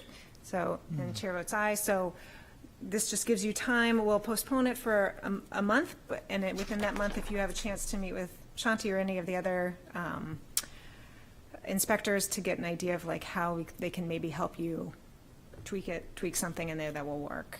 Okay, thank you so much. And Isaac, I assume on the planning side, you'd be the point of contact? Yes. Awesome. Yep. Well, thank you all so much tonight, and Okay. appreciate you bearing with me on my first attempt at Thank this. you. So, No, thank you, Max. Yeah. thank you. All right.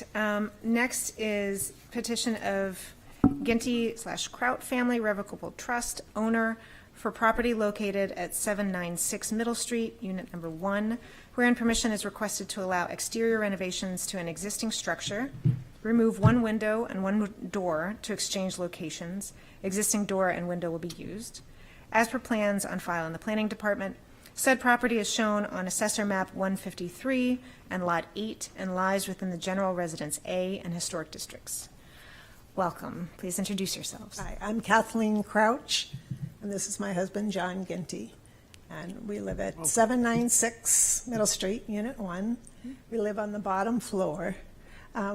As you can see, we're looking to move the door where it currently opens into our living room. And it's very cold these days. And move it over towards the neighbor's door on the far side. It'll give us a little more privacy too. You see, we both use that same decking to get in, so.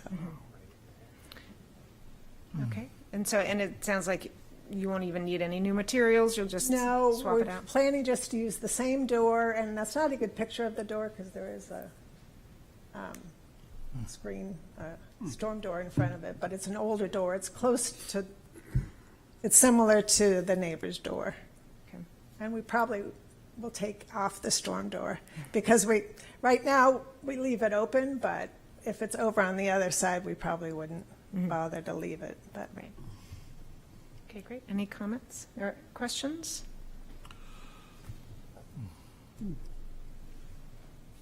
No? It's Any it's a little, concerns? I mean, it is awkward, for a design, to have two doors right there. But that's my only comment. Yes, I mean, you've worked out with your neighbor how the two doors be right next to each other? Yes. And it might be awkward, but it's awkward now too, for both of us, for, using that same stairwell. And so they're fine with it. They also have a front entrance that they use too, so. I see. Okay. This is basically our own, well, there's a back, but, you have to go through the fencing and stuff to get to it. Yeah. So this is basically our front entrance. Okay, great. And they'll both swing in. Yes. Yes. That's funny. All right, Rich? Yeah, I obviously it is a little awkward on the side, but it's not the front of the house. It's not the trick or treat door, Right. as Commissioner Adams always likes to refer to. So I'd be supportive of this and understanding that I would approve your living space. Thank you. Okay, any others? No, and just to be clear, because we don't have any drawings, I just want to be clear in the application that the window and the door are going in the exact same location, so you're not Yes. going to be moving them Yes, around. the window, the door is a little wider than the windows, Sure. but, yeah, Okay, in the same location. great. Thank you. All right, well then, if there are no other comments, I will open it to the public, in case there's anyone in the public who wants to speak to this application.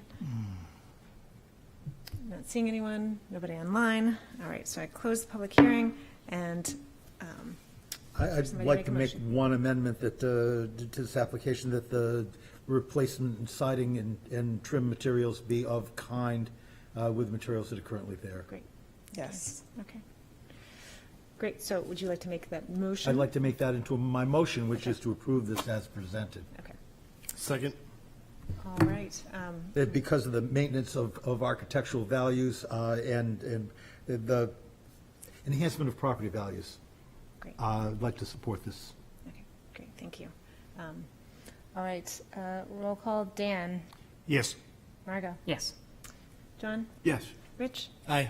David, Aye. Martin, Yes. and chair votes aye, so, thank you, good luck. Thank All right, last but not least, it's a work session / public hearing requested by 95 Daniel Street LLC, owner for property located at 95 Daniel Street, wherein permission is requested to allow the full demolition and reconstruction of the existing structure as per plans on file in the Planning Department.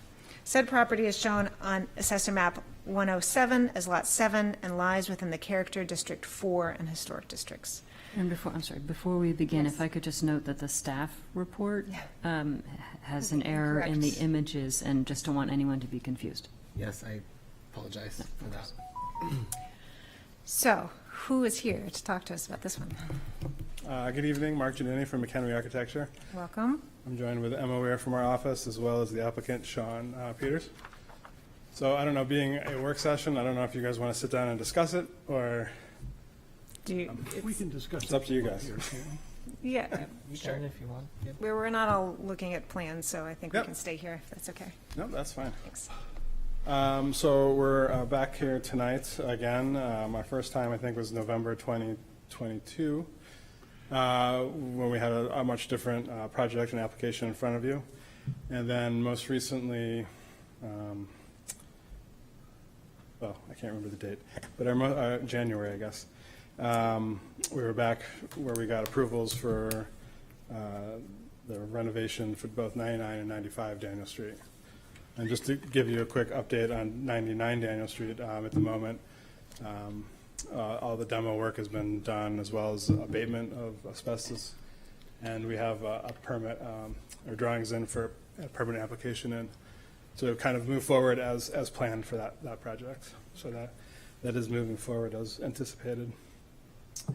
So we're here tonight for 99 because of unexpected findings as the demolition progressed, and since we were here for our last application.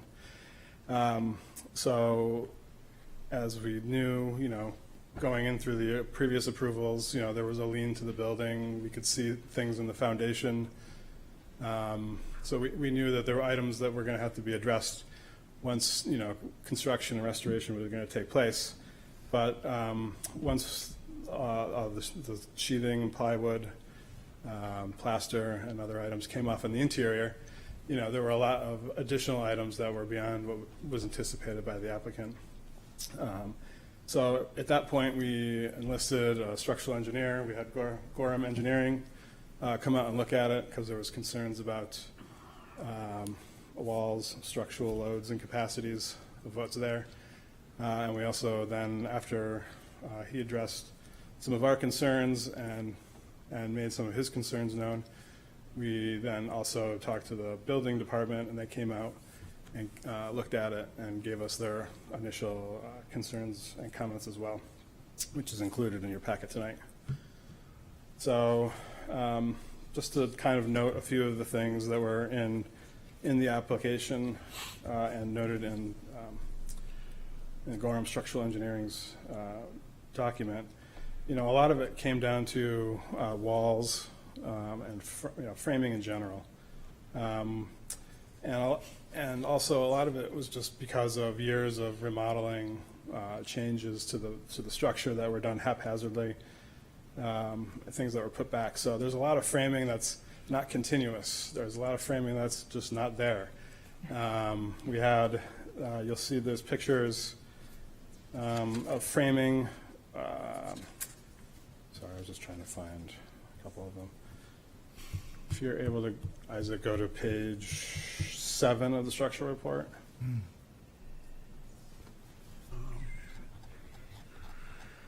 And this is one example. We can look at a couple others. But the second floor framing is in one location, basically above what was formerly the barber shop. Floor framing is held up on the bottom left picture there with aircraft cables that are being strung from floor joists up to roof rafters.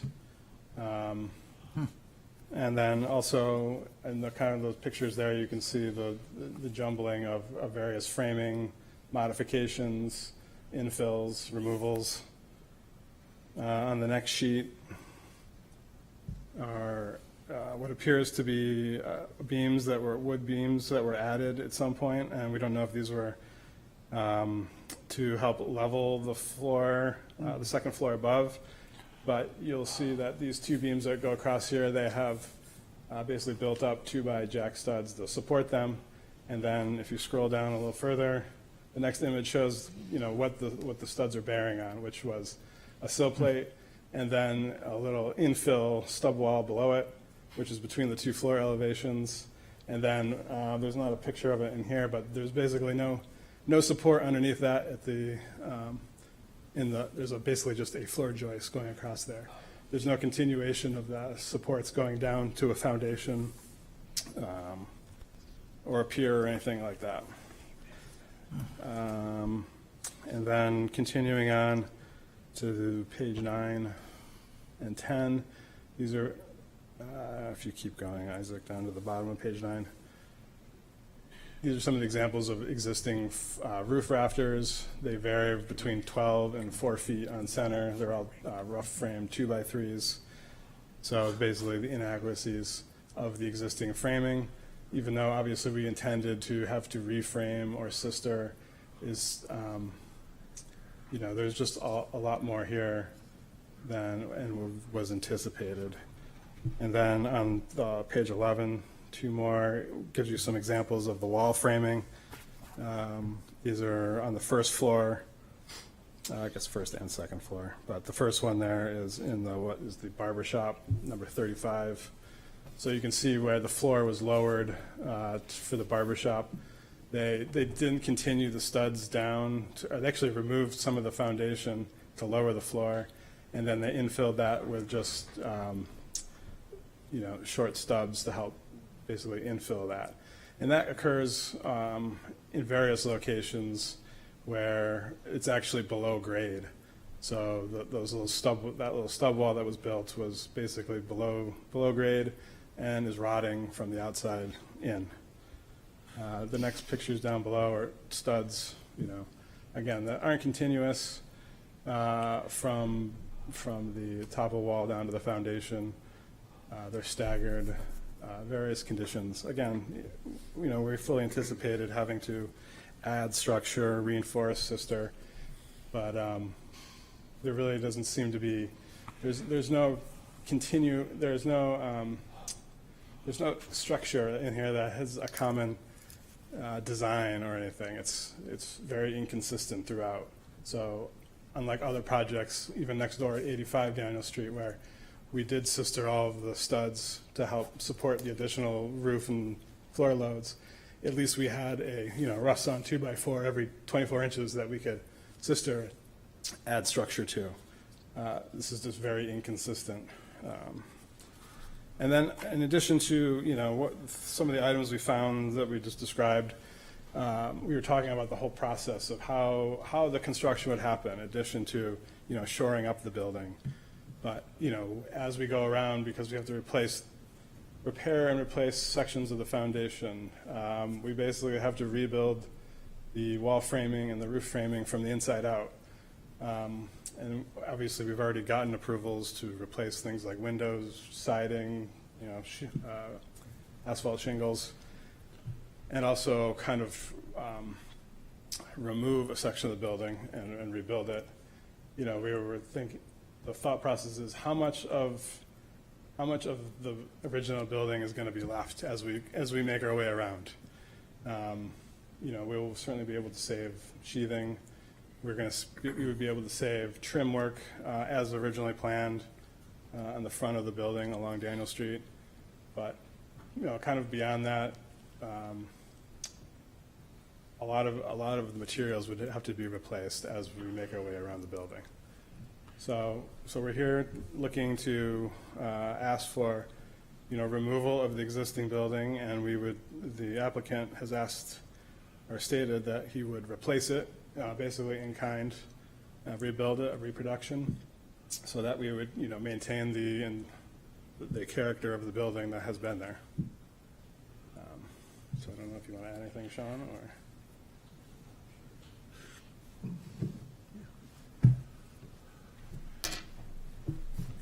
Sean Peters, I'm the property owner. Yeah, unfortunately, the pictures don't really do it justice, how rough some of these structural components are. Mark did a pretty good job explaining it, but one of the biggest issues that we found was when they did the renovation for the barber shop, I'm assuming is when they did a majority of the work. They lowered the first floor in the front section of the building. And to do that, they cut out all the existing sills. They demoed the top foot of the foundation so that they could lower that floor. I don't know why they felt the need to do that, but in doing so, that whole floor system is actually below grade. So there's water, intruding into the rim joists and the floor joists. So we would obviously need to address that, and the fact is that we're going to have to rebuild the floor, but we need to rebuild the foundation before we rebuild the floor. So that leads you to the question of, okay, what do we do? Do we jack the whole building up? I don't think we could jack this building up without it falling in on itself. So I'll just run through a few of the bullet points summarizing Marty's structural report. Essentially, the numerous alterations of this building has severely diminished the structural integrity, significant racking, 8-inch lean of the building, lack of foundation on the eastern stairwell. There's no sufficient foundation there, which is why that portion is leaning even more. The elevation of the building needs to be raised. The floor framing needs to be completely replaced. The roof framing needs to be replaced. The walls need to be reframed. The building is a life safety hazard with a high potential for collapse. The building inspector's comments were that to restore or renovate the structure to meet code compliance, a complete replacement of the structural frame is necessary. Given the current state of the structure and to ensure a safe working environment, construction personnel, I recommend that the building be raised. So in summary, our current approval includes the complete removal of siding, majority of the windows, trim, the rear addition, the deck enclosure, and what we were planning on saving was the frame and the foundation, essentially, along with the 2 Gothic windows, the front door, and some various trim elements. So if we were to attempt to renovate this building, I see essentially all that could be saved is some of the sheathing. Everything else is going to be replaced. So we see a total rebuild as the only path towards completing this project successfully.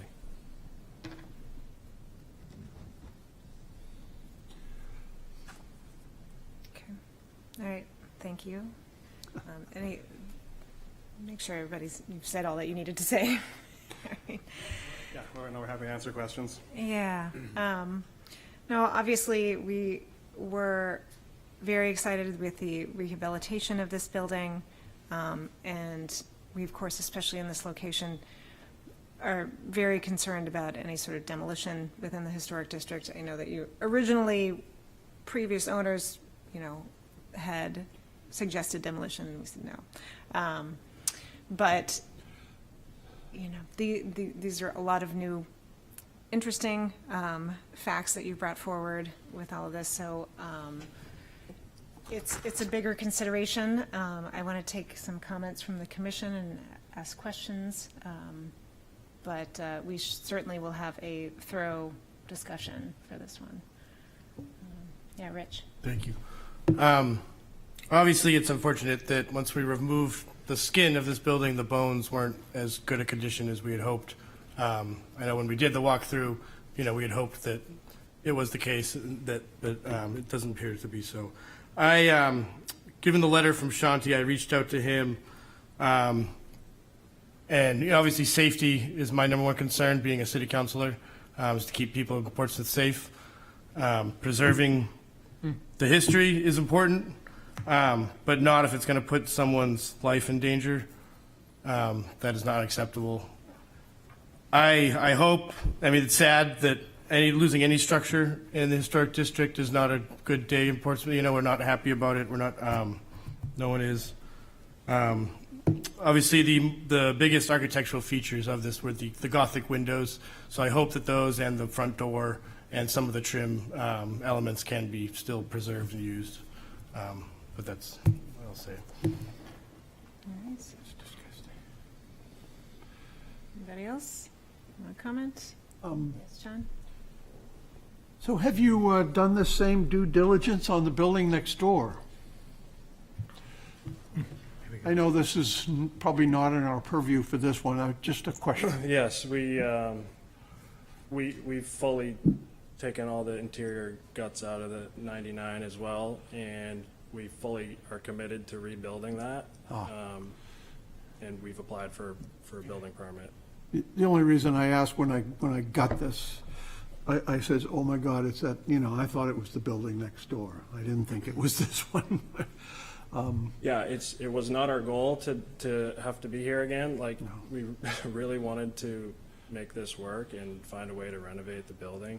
And trust me, this is not ideal for me either, but I do see it as the only way to do it. I mean, I have bumped into buildings like this, and unfortunately, I made the commitment to rebuild them from the inside. And it is essentially putting in all new studs everywhere and, the fixing or replacing all the sills, et cetera. I mean, you could do it, but then the fact that the building's leaning so that then you somehow or another got to pull it over and try to straighten it out again. It's just, there's too much there. The only thing I object to Mr. Gorman's structural engineering report is in the conclusion, the initial construction of the building was careless and poorly done. I object to that. And this is a building that was constructed 150 years ago by the standards that they used then. And the funny thing about, little 3x3 rafters that they might have used is I've seen them a million times. I've seen them 150 years, and guess what? They're still there. So a lot of engineers, they've got this mindset, and if it's not in the book, it's bad. And so when he's saying that the initial construction was careless, I just object to that. Thank you. I'll let him know. I'm going to agree with John, and again, I'm non-voting on this, but just like our bodies, the skin, the muscle, the ligaments hold the bones in place, and the bones also provide a structure for that skin and ligaments and muscles. Here, I would venture to say, right now, since you've stripped everything out of the inside, this building is at its weakest state. And if you go the route of what John was saying, each time you nail up a 2x4 or a 2x6, it gets stronger with each one you put in. And I look at some of this and I'm like, I think you could frame, and he's a carpenter and I'm not, but I think you could reframe it from the inside and save the building. And I'm just going to give a personal illustration on the house I currently live in. If I go back about 25 years ago, I woke up to the reality that the sill beam was about a third gone. And the guy who repaired it for me said, and this again falls in line with what John was saying, if it had been a modern day house, the front of your house would have collapsed. But because that beam was about this big, he was able to cut out rotted sections, put in new sections, and we didn't disturb the front of the house. So I guess what I'm saying is I look at this, and I'm not an engineer and I'm not a carpenter, but I think the house is at its weakest state right now, and with each stud that you put in, it becomes stronger. So I look at it as something that perhaps would be fixable, and I would really hate to see it disappear.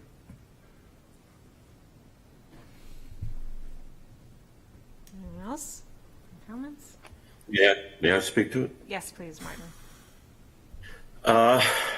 I couldn't just give you a blanket demo without a further discussion about options. There are options here. This is a light frame structure, and we talked about this going in based on what we learned about the old fire station. I mean, you're not going to, even if we were to give you the go-ahead to demo, and you were to build in, you wouldn't build in kind because you wouldn't replace the barbershop window. So I think there's something in between where you could save the shell of this building and gut the floor levels down, put in a new foundation, and rebuild the floor levels. And I would even, based on all the work you'll have to do, is to give you some license to what you could do towards the back alleyway to make this a more, a less painful, economically painful process. So I could not approve a demo tonight. I would need to see some more creative solutions that keeps a great deal of the fabric fronting Daniel Street.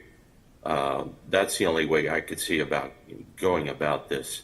And I understand, I appreciate all the work that the engineers did. Engineers always side on the calls of safety and code.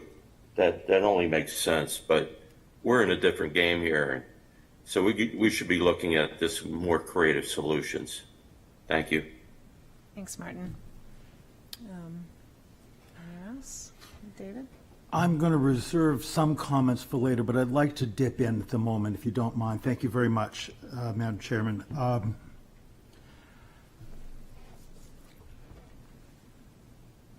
It seems like where this program that we're on right now is headed is to replace the building, and you're suggesting to me that you're going to replace this building similar to what's there now. And we all know that that's really not the case. You're going to use different materials, you can use different framing techniques, and there's no reason why there couldn't be some equivalence in terms of what we as a commission appreciate of the exterior shell of this building achieved from new materials. But given that, I just don't know how much I want to trust you. And I say that because you, in your previous testimony to this commission, explained to us how you had already spoken to building movers, 2 of them, I think you said, about supporting the structure while you were working on it. When we went into the building and looked around, it suggests to me that you knew you needed to support the building up off its foundation. Walking around the building on the outside, anybody can see that the building's rotting. It's fallen off its sills at the very least and is rotting in the ground. Everybody can see that. Everybody that was cared at all to try to wrap their head around the problem could see that the porch on the side of the building had no foundation and was settling and falling in. There was all kinds of conversation, or at least adequate conversation, about the crookedness from the window in the front, the brick facade, brick sill, wainscot, whatever, on the front of the building. We all knew, had the conversation that was coming down. You all knew that the building had a floor at grade that you could just literally walk in from grade, and we all know, architect in particular, that nobody built houses in the 1840s that were flush with grade. You were in the cellar and you saw the wooden props under the floor joists. You were in the attic. You could look in the attic and see that the rafters were 3x3s or something like that. I'm wondering what part of this, other than some framing around where a chimney was moved in the interior, I'm wondering what part of this was a surprise to you. Why is it that you, who are now telling me that you can replace this building much more easily than repair it, didn't know that this was going to happen? I mean, the first floor framing you could see, and you knew it wasn't period material. As a matter of fact, the Russos even remember when that was done. You know that the building's been refenestrated. You know that. You knew that going in. It didn't match the pictures that you showed us from the Sanborn maps. So you knew that there were going to be holes that had been hastily patched in. And I just don't see where the surprise to this is maybe the extent. Maybe that's that deep shock inhale that you get when you look around one day and say, my God, there's not a damn thing here that I like. And certainly that's the admission of the engineer that went through it. But what part of that was a surprise, and why, if that was a surprise to you, should I believe what you're saying now? I just don't get it. I don't get it. And like Mr. Wyckoff, I'm not a carpenter, but I play one on TV. I've done stupider things than this myself. So I don't get it. I don't get it. I just don't get it. And I wouldn't be doing, you aren't here to please me, and you aren't here to make me feel better. I got that. But I am here to try to do what I can with the ordinance that's been prepared by the people of the city of Portsmouth to help hold on to these things that at least some of the people, some of the people, find dear to them. And that's where I am right now. Thank you. John? I'll try. Okay. The only thing I could say is, we're talking about, whether or not you trust him or not or whatever. I am, not you are. I am. Okay, I'm not. In order for this to, this project goes through, and in order for there to eventually be this magical mystery thing called an occupancy permit, is that they have to do what they said they were going to do. It has to be built in the footprint that it is now. So what we're saying, and I would hope we would all agree, is on a rebuild that every detail on this trim and the siding, et cetera, would all be exactly what they say it's going to be, which is, I assume, what's there now, but new. Yes, it will be new. So many old buildings end up with their siding stripped off, and we approve new clapboards. It would look similar to that, I would assume, except for it'll be straight. That's all I can say at this point.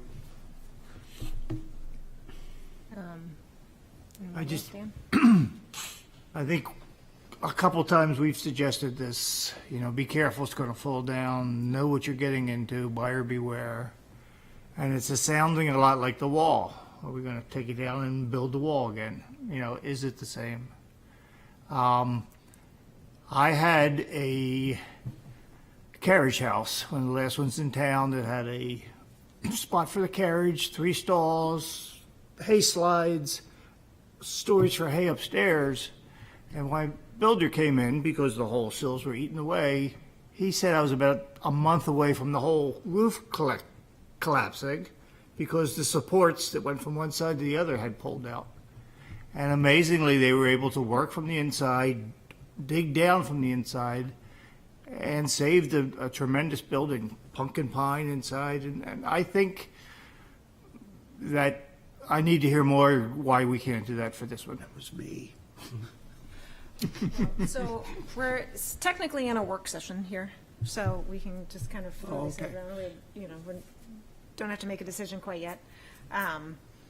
And I'll weigh in just for a moment to say that these photos, in my opinion, are very damning, with the understanding that our approval was essentially making the exterior of this building generally new, because you're going to replace all of the siding, most of the windows, the roof, fill in where there was a storefront. It was going to be very different with a lot of new materials. So, I can kind of see it both ways, where by the time you're done with refitting this out with what it needs structurally to be sound and meet code and all of those things, it'll essentially all be new anyway, with a few old sheathing boards, and that might be about it. So the The concern I have, though, is just how new it's going to look on the outside if it's totally rebuilt. And I can't know. I don't know. And I don't think you do either. But before we try and make a decision right here, we've all been through the building before it was stripped out. And I'm wondering if it would be beneficial for us to do, if it's safe, to do another walkthrough, just so that we can see it. There are some of us who have strong opinions, who have good experience with renovating buildings, with construction, with structures, with carpentry. And so probably to be there to see it with our own eyes. A site walk would be open to the public, so anyone who's interested, again, I only want to do this if it's safe, if the building department thinks it's okay, guys. So that's my suggestion. I don't know what the rest of the commission feels about that, if it would help. You know what the wild card is here, is this letter from the building inspector. Yep. And sometimes we can say all we want, but he's even, he's above the structural engineer. That's all I can say on that. Yes. Yeah, I'll just reiterate, like I said, I spoke to Shanti today, and, I mean, he stressed that he didn't think it was safe for people to be working in it. Okay. So I'd be hesitant to invite public in it. And, I mean, I asked him on how severe was this, and it wasn't coin flip. I mean, he's trying to stress that it was, pretty dangerous. Just the fact that the foundation has been already partially demolished. So essentially, the building might have been demolished then. It's unfortunate that it was, and that we're finding out that truth today, but it looks like what happened. It looks like this building has already been demolished, unfortunately. The foundation issues is really the kicker. That's So, I'd like to make some comments later, but I think we have a lot of people from the public that probably are going to want to speak, and it looks as if our architect has some Yes. follow-up questions. So Again, this is I'll still- hold my Sure. comments Again, this is till still later. work session, so it's. Right, I was going to reiterate that. I mean, we're Yeah. here as a work session / public hearing, but so that we could have a conversation about it with you and, brainstorm potential ideas as well. I mean, I think we'd be open to having a site visit. We would want to talk to the building department first, obviously. Really, the second floor, I would say, is pretty much off limits to anybody. And if the public wanted to attend, we'd probably keep them to looking through the windows or things like that. But so yes, we're obviously open to ideas. And if there was, a vote to approve this tonight or at some point, we would obviously want to keep some of those items, like the two Gothic windows, the front door, and we would, try to maintain and reuse as many of the moldings on the front of the house as possible, and then recreate them for other parts. So. Yeah, I mean, I would think that you would have to, if you're going to do this, you'd have to salvage absolutely as much as you can. Yep. When it's rebuilt, would it still be called a Carpenter Gothic? That's the style, yeah. Oh, yeah. That's just the Minus style. just have- the storefront. Right. Yep. It would Yep. just have a different construction date. Yeah, so it'll be back at what it was in 1890. Well, It would be what the code board's already compliant. approved, so it would be, Yeah. replacing that storefront with two double hung windows and Right. other things like that. All right, well, I just want to interject Yeah. 2 more comments here before you open up to the public. One, having been behind the walls in my own house, I can say some of it looks like that. And having been in the basement of a couple commercial buildings on Market Street, what holds the beams up sometimes is a little bit scary. But the fact is the building is standing. And I guess my comment is if you start peeling away plaster in every other building on Daniel Street or Market Street or wherever, you're probably going to find more behind the plaster that looks like that than doesn't. Although And- that's hardly a justification for leaving something like No, this I'm not saying behind. that, but I'm just saying if Right. what you're saying is true, that you're that afraid it's going to fall down, then maybe there should be a fence around it or something. But I look at this and I see something that, like, I don't think the due diligence has been done in terms of replacing the foundation, replacing the sill, what you can do to restore it. And I would just want to see more due diligence before you say, oh, we're going to tear it down. Yeah.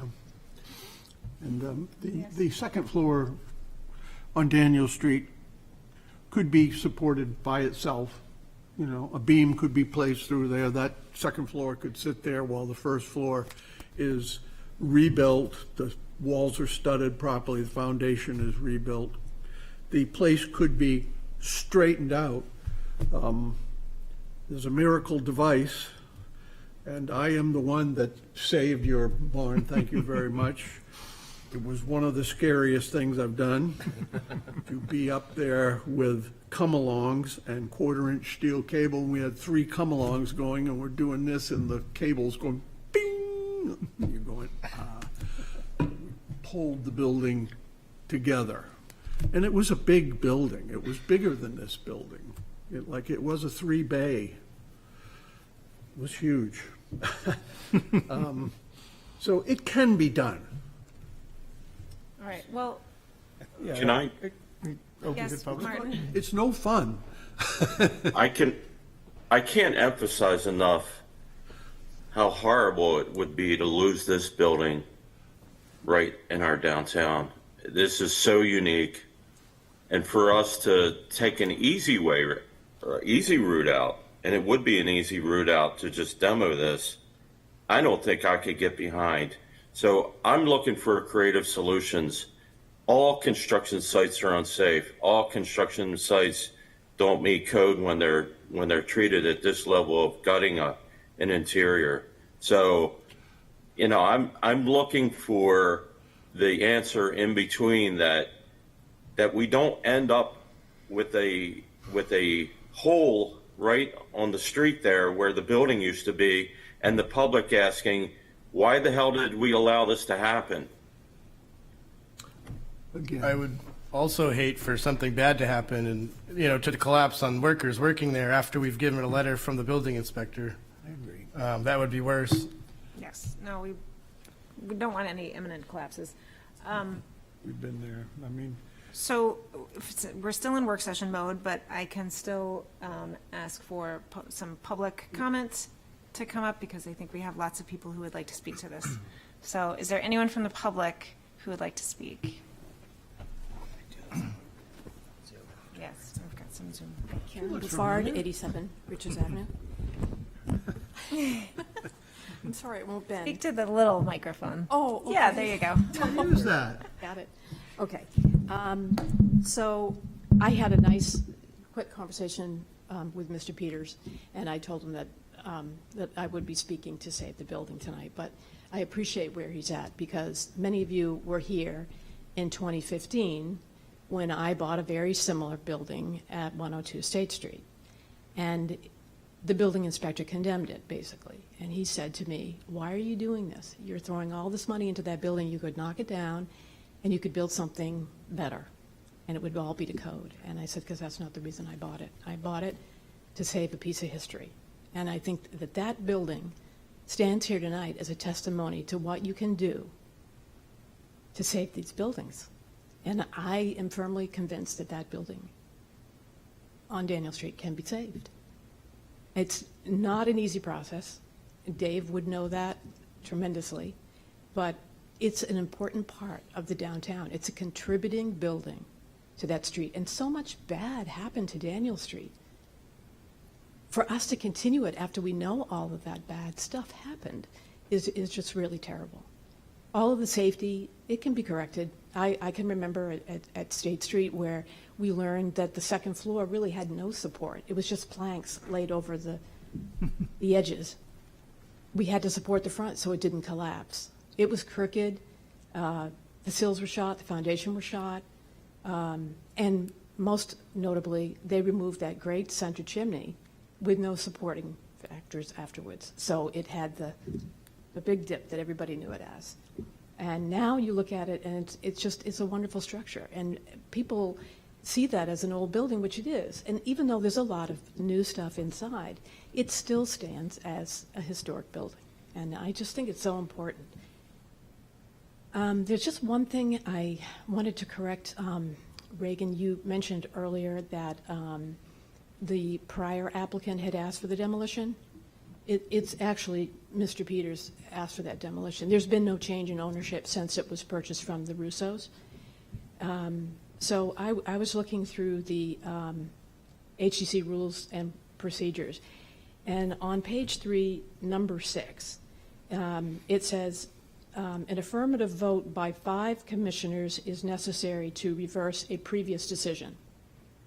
So you already decided that he was not allowed to demolish the building. So you I'm sure already know this, but in order to do that, to change that, reverse that decision for this applicant, because it's the same applicant, not a new one, you'd need to have 5 commissioners vote yes on that. Okay. So, I know the struggles better than he does probably, maybe now.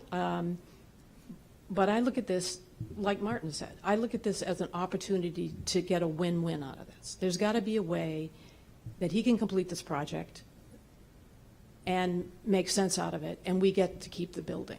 And so I offer my input, my assistance in any way to help that come to be. But I'm wondering if we shouldn't really more be talking about revising the reconstruction plan that he offered the last time he came, where he did intend to do that. And if there, what exactly can be saved in that building? Facades are really important on historic buildings, and, I got to believe there's more than just a window and a door, or a couple windows and a door that we could save here. Maybe the HCC would require that there's more that is preserved. I don't know. Maybe the HCC should require an outside independent assessment of the building beyond. I would like to remind you that when he came for the demolition, he had a building report from that engineer, I forget his name, but the same engineer gave us a report saying that it was in tough shape and it needed to be ripped down then, and that it was denied, and the same guy is back on it, so I'm sure he's not going to change his opinion. But various people, engineers and building inspectors, they're very hyper-focused on safety, and I understand that. I'm thankful that we have them, but they're not always in tune completely with historic structures and what it takes and what exceptions there are, because there are exceptions for historic buildings that can be utilized. So, I don't know if what I'm suggesting here, but I think it's really important that that building remain and that we do whatever is necessary to help facilitate that. So, thank you very much. Thank you.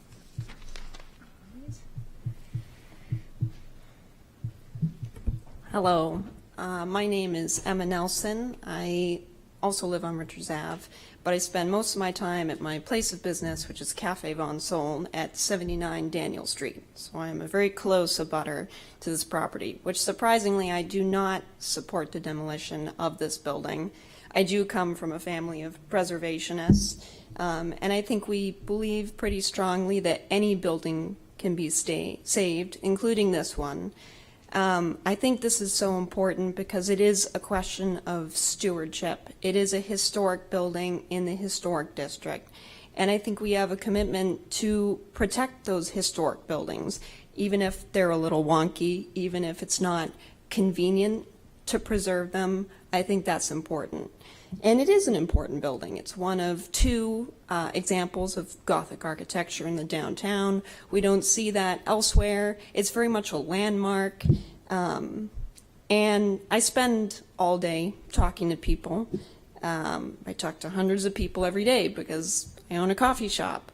And just the sentiment that I get from them is just, I've been talking about this a lot and we've been posting it on our social media. Just a really great sense of disappointment from just the public, people who aren't necessarily following these things, but just a sense of why would they do that? Why would they take it down? And also the knowledge that if you were to take it down and put something else up, it's really not going to be the same. It's going to be the Disney version, the fake version. So I think we should find a way to try to make this work rather than getting rid of it. And I think there are options. I mean, we've heard some preservation horror stories just now. I mean, it's incredible what can be done when you really care. And I think as a city, we have a commitment to care about these buildings, because I think that's what makes us special as a city. Thank you. Thank you. Anyone else here want to speak to it? Okay, one more, and then we'll go to our Zoom land. I'll be brief.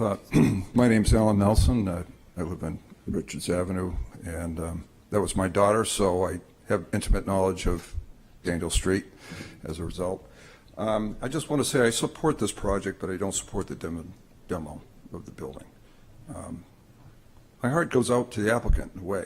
I mean, I've been around a while, and I've been around with projects, and I've bought boats that I shouldn't have bought. But and I'm not trying to make light of it, and I don't wish to be condescending. But the building does present problems as it stands right now. Obviously, it's in rough shape, but it does remind me of a lot of buildings that we have in Portsmouth that people have done just as homeowners and commercial. These buildings were cobbled together through the years.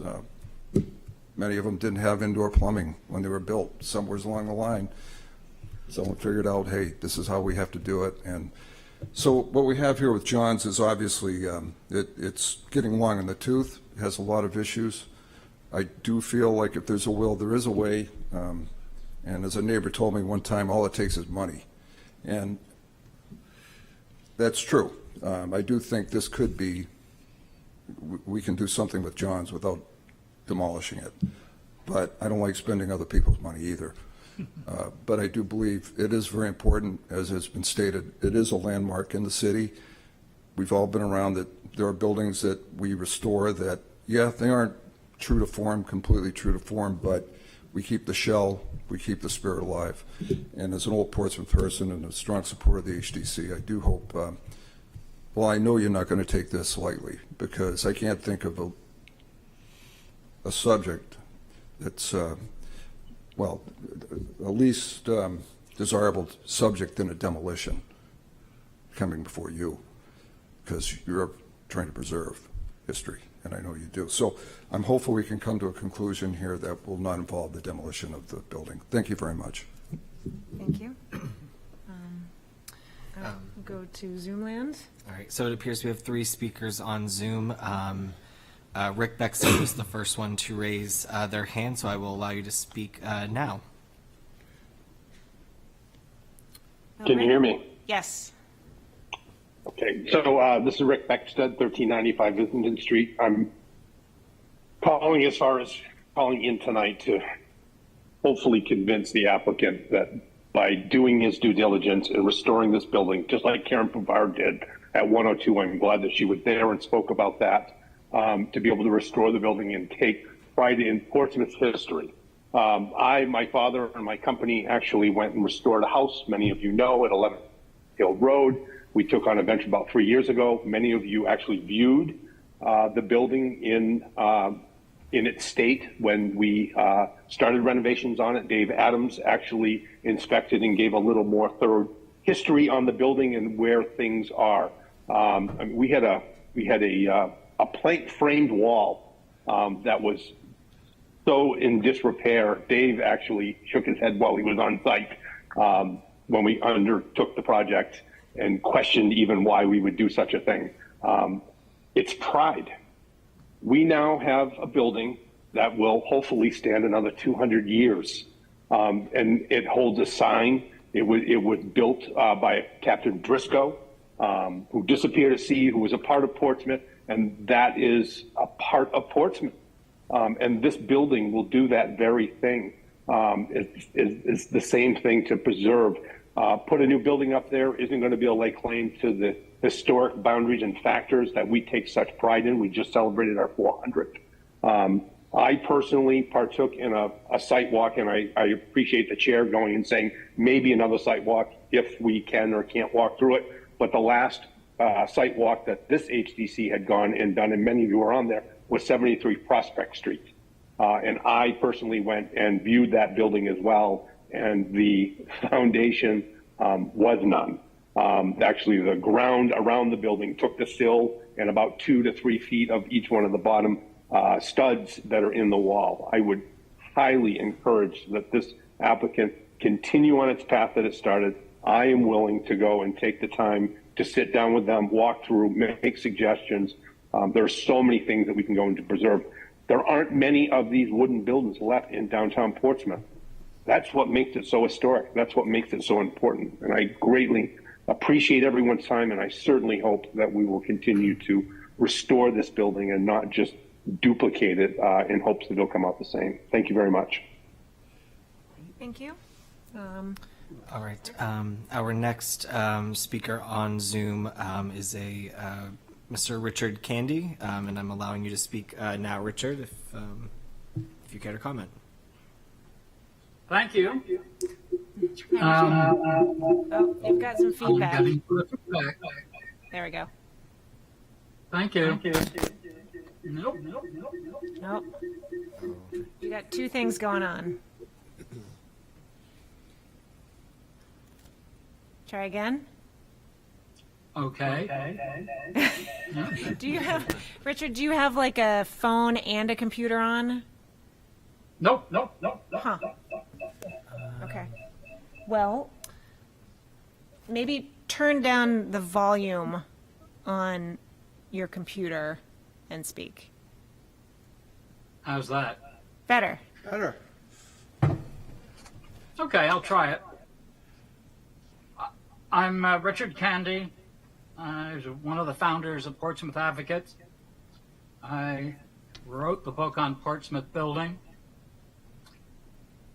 And I've been watching these slides this evening and remembering back in the 1970s and 80s just how many similarly badly built and awfully constructed buildings have been saved because of people like Karen Buffard and Rick Beckstead and others.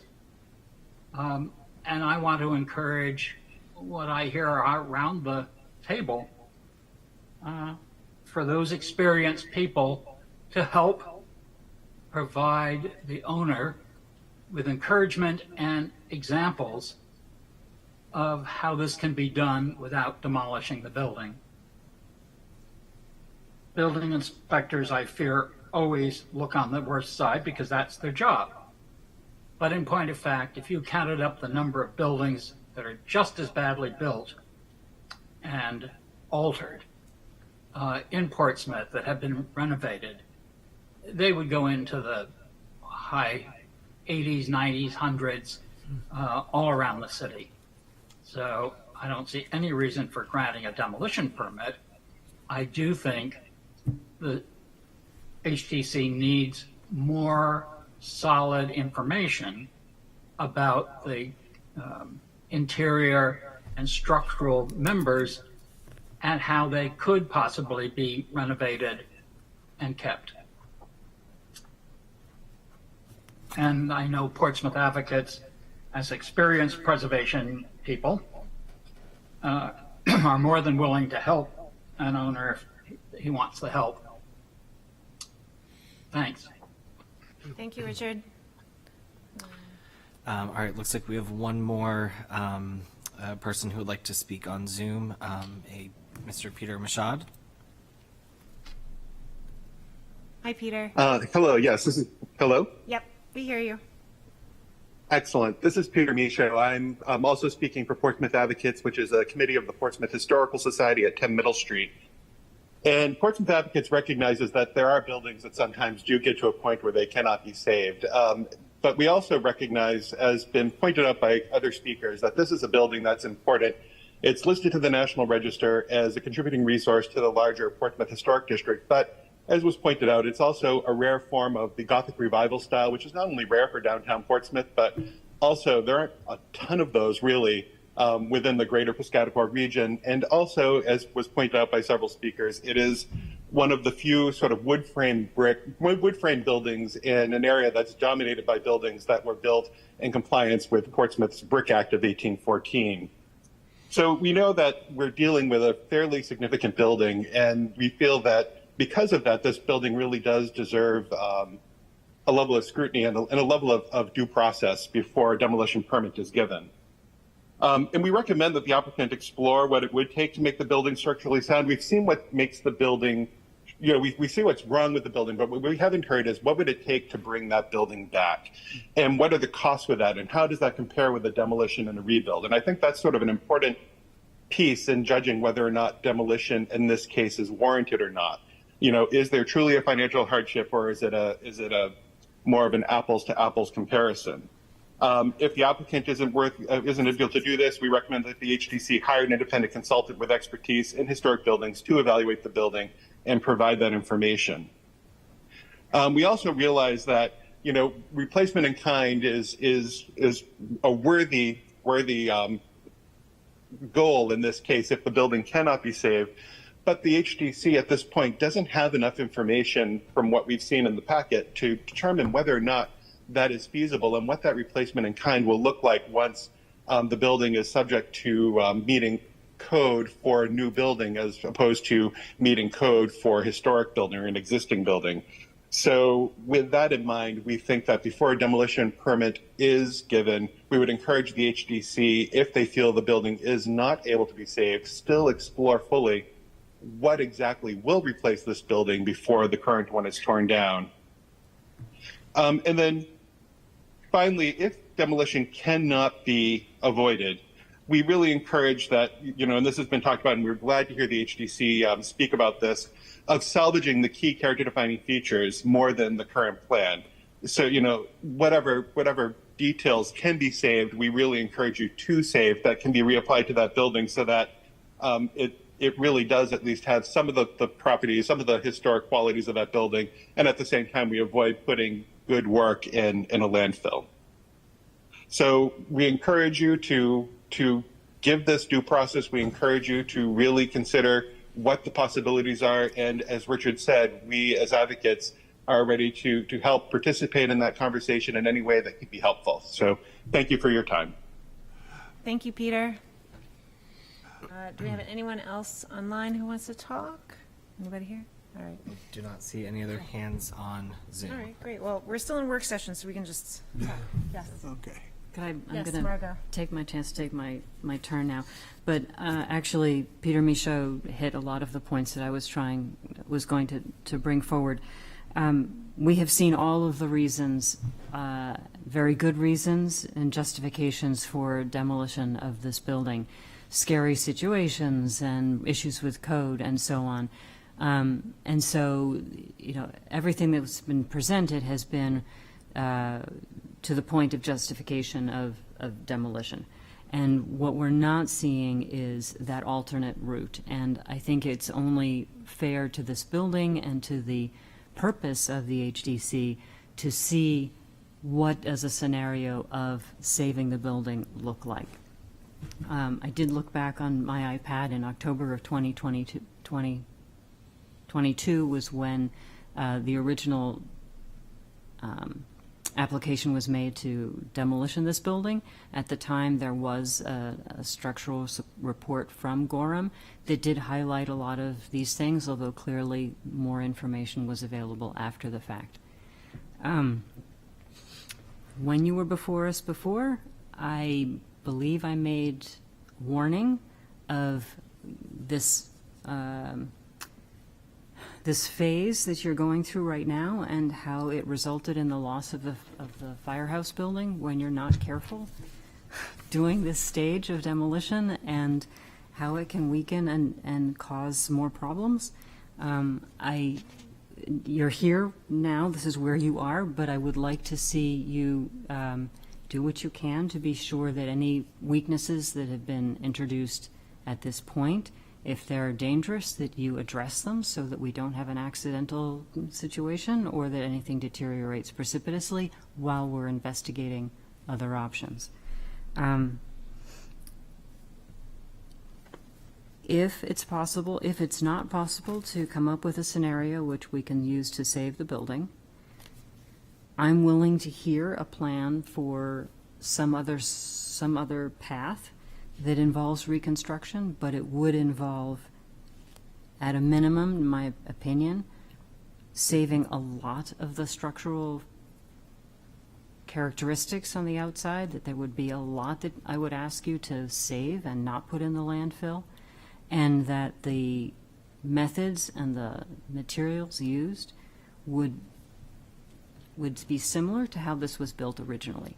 And I'm talking hand-carved, not put through a CNC machine, real wood, nothing fake, nothing, and that's what if you're going to have to rebuild, that's where my mind is going. So I just wanted to let you know that. I think this is such a unique building, and I'm sorry that you find yourself facing what appears to be a more daunting task than you had originally anticipated. But that's the prize you've won. And we're here to help as much as we can, but I think we do have to investigate all options for this building. Right. Yes, Rich? I just have a couple questions. Sure. One, just under, I'm just reading off of Shanti's report. It says the existing exterior assembly would need to be entirely removed to facilitate this replacement. So like, I didn't know if the other alternative to demolition is like leaving one wall up while they rebuild the other three walls, and then you rebuild that wall while you know what I mean? I've seen that around town where they keep the meter up on one wall, and then it doesn't count as a demolition because there's, two sticks still standing up.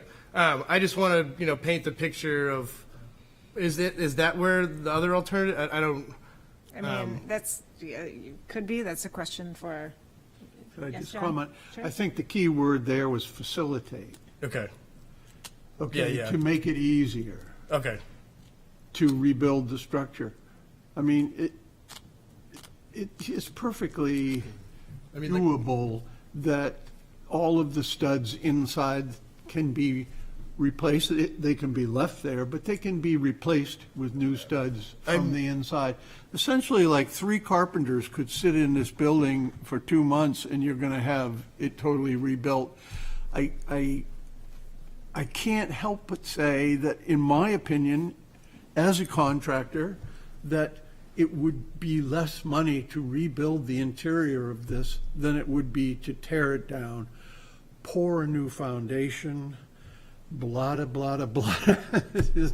This thing could turn into a real nightmare, whereas if you got some people to work in there with an engineer that's cooperating with them, allowing them to rebuild the floor and the foundation and then stud the walls over again, take care of that problem with the second floor. It's all doable. So I wanted to throw out there too, is that in the past when we've been confronted with potential demolitions where we weren't sure whether or not, something could be saved, and the city has hired another engineer. We've had that suggestion. So the brick building is the Times building. There are a couple others. So we could, if that's the feeling of the commission, we could also request that we get another independent engineering report that might give some other options or recommendations for what can be saved, how it should be saved, how it can be rebuilt. Yeah, I just, to elaborate on my question, I didn't know if eventually everything would be replaced, but we would never have had that moment, where people are seeing a wrecking ball knocking this thing down. And I can understand where that might save some people peace of mind, just I didn't have to see that, so it feels better. But at the end of the day, would it be saving anything? You know what I mean? Would that part of that building, would more of that building, the original building, be there, or would it still be all new? I just wanted that to be clarified, I guess. Yeah. I think it's a legitimate point. I think that rebuilding the front, which they're, obligated to do with the 2 windows and all of that, replacing the corner boards so that the historic corner board's going down, that all of that is, and the porch is obviously shot, so the porch is going to be all new. There's no foundation under the Yeah. porch, Well, right? there is never is. Yeah. Foundation, you know. It was the addition, I remember. I've seen them built on a sewer pipe stuck in the ground. But no, I just want that to be clear, I guess, to the public and to, because, if I'm asking it, then everyone else is. I'm going to go back to my initial comment that the building is at its weakest state it's probably ever been since it's been constructed, and it's still standing. So if you go back to, I love John's idea, get 3 carpenters in there and go to work and see what you come up with. I think you have to say, am I going to approach this as a restoration project and a preservation project, or do I just want another new condo in town? And those are 2 fundamental differences. I mean, I look at this house as a treasure, and if it goes, I'd agree with you guys. I think it's a tragedy if it goes. There's too many cookie cutter things in town right now. This is unique. You've got a gold mine here if you play it that way. That's all I have to say. So, again, we're still in work session, so if you guys want to talk or respond to any of these things, or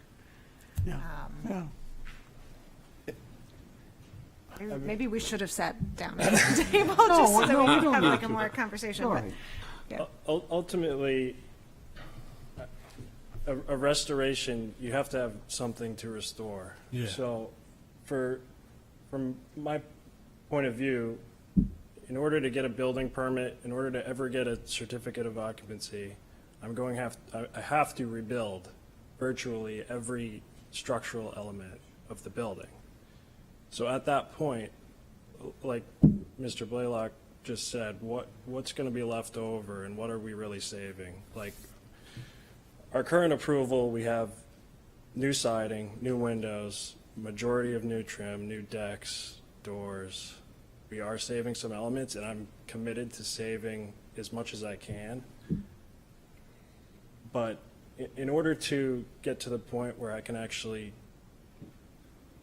make this project something worthwhile and something that's going to last in Portsmouth for another 200 years, I see a rebuild as our only true option.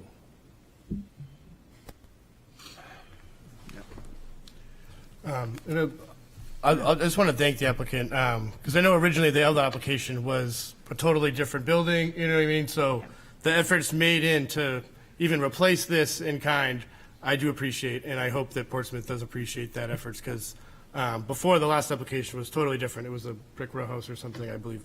But I just want to, and I do have faith in you that you will do whatever we agree upon, Sean, so I just want to make that stated.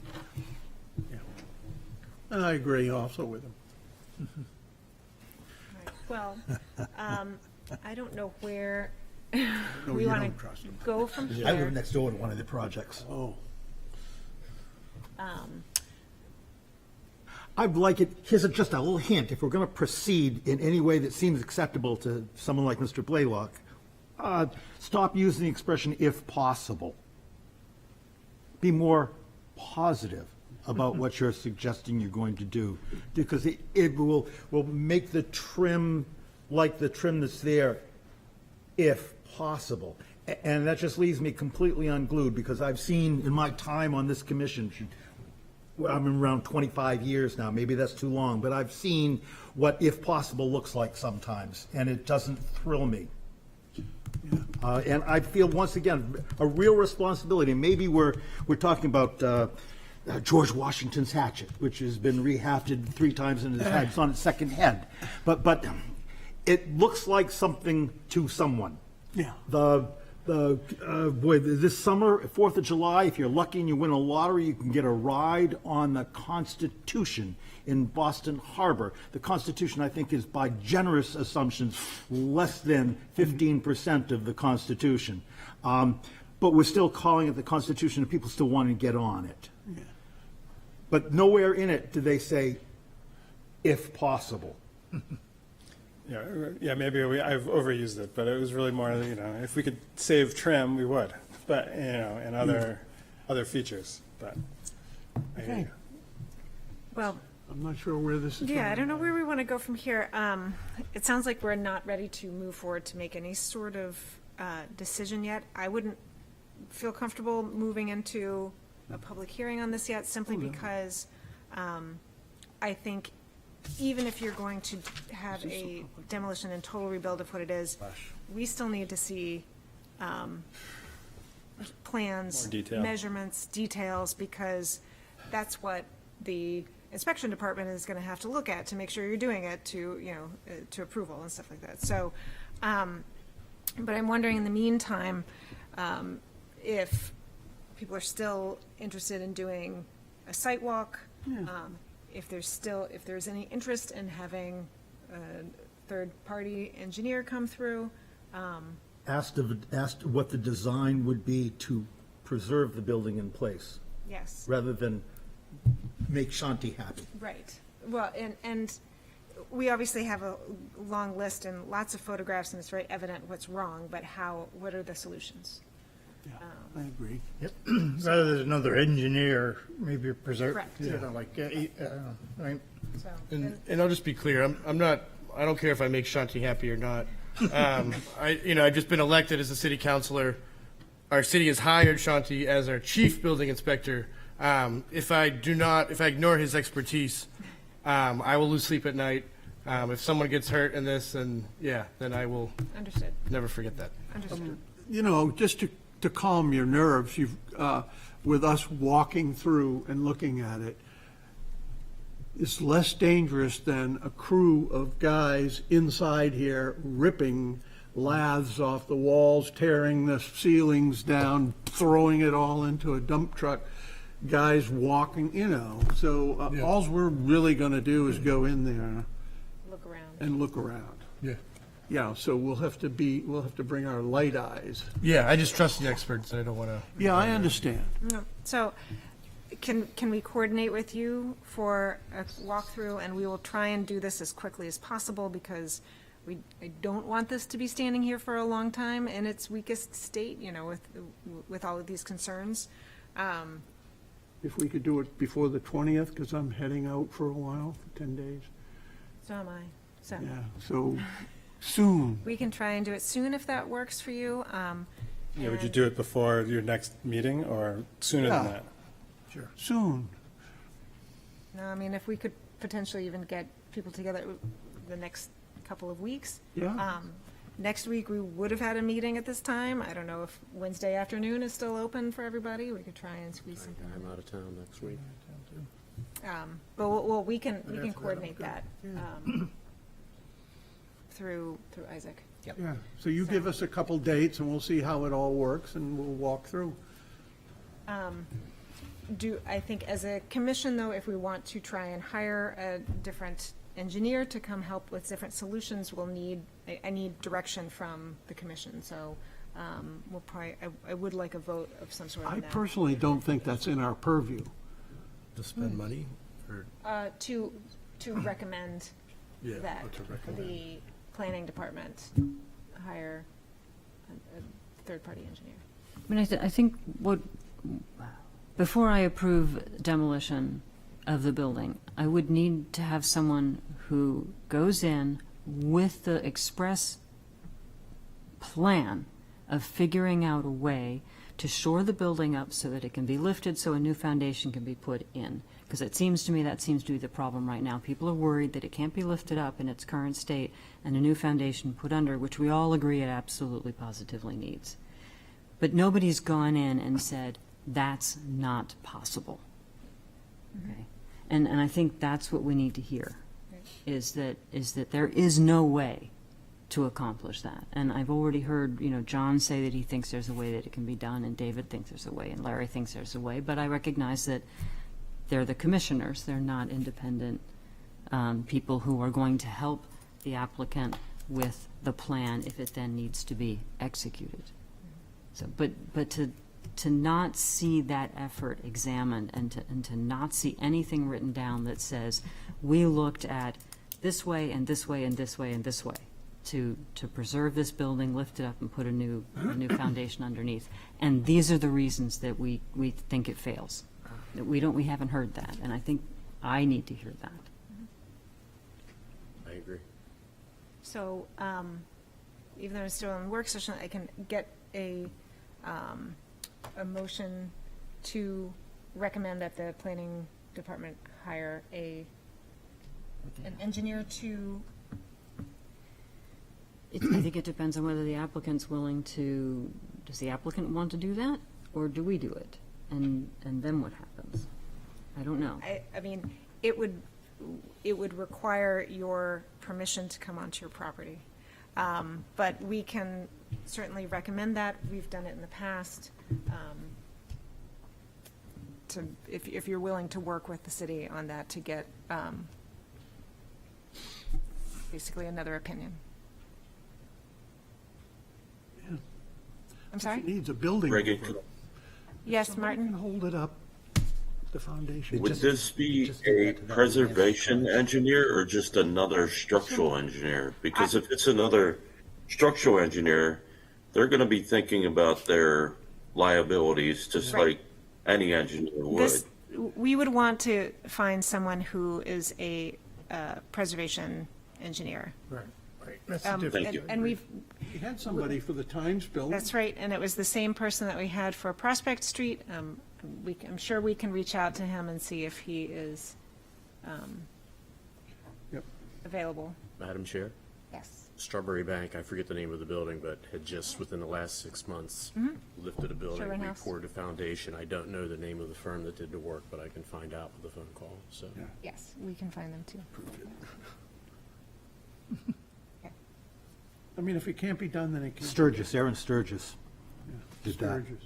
Oh. He's the framer. Did he lift it? All right, so. He hired a company to lift it. Yeah, I mean, it's what you do. Yeah, we do that I- for Fairlane.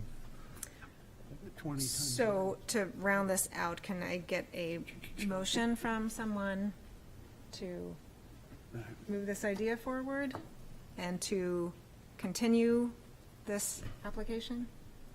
Yes? Second? No. I need a real motion. I can't make a motion. I move that we continue this application with the idea that the city hire an engineer to go in with us and look at the structure and see if it can be saved. A preservation. Preservationist engineer. I think you Yeah. need another engineer in there. Yeah, Yeah. You know, then you look for the best out of 5. yeah, the job title's important. Right. Is that okay if we amend it that way, John? Yep. Thank you. Can I get a second? Second. All right. Roll call, Dan. Yes. Margot. Yes.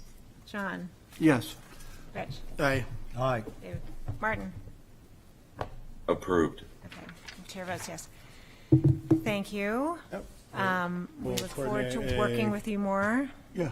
I sidewalk. do have one question, if, just, I know for experience with the ferry landing, we raised it in 2001, but we were crossing our fingers, like honestly, it might have been the end of the ferry landing. You know what I mean? It is, yeah, I just want to be aware that we don't want to put him in a position where all of a sudden we've made a decision and now we've eliminated, you know what I mean? We've put him in a corner. I just want to, yeah. Yeah.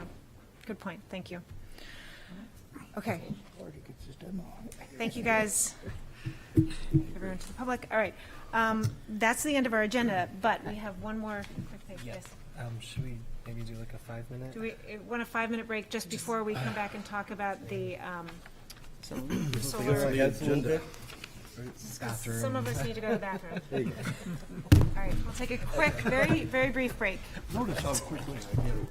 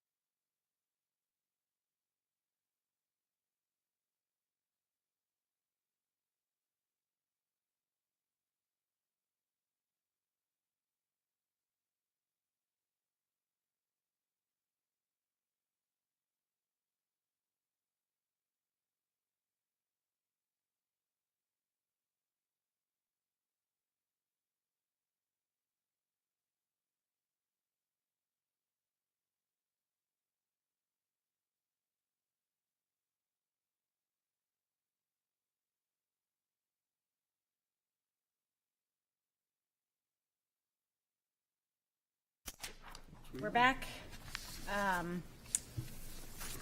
Yes, here we go. We now just have a quick discussion on the proposed amendments to the zoning, which Isaac drafted up for us. It came from our special work session last month. I don't know if you want to read out. Is that an email? That's an email, isn't it?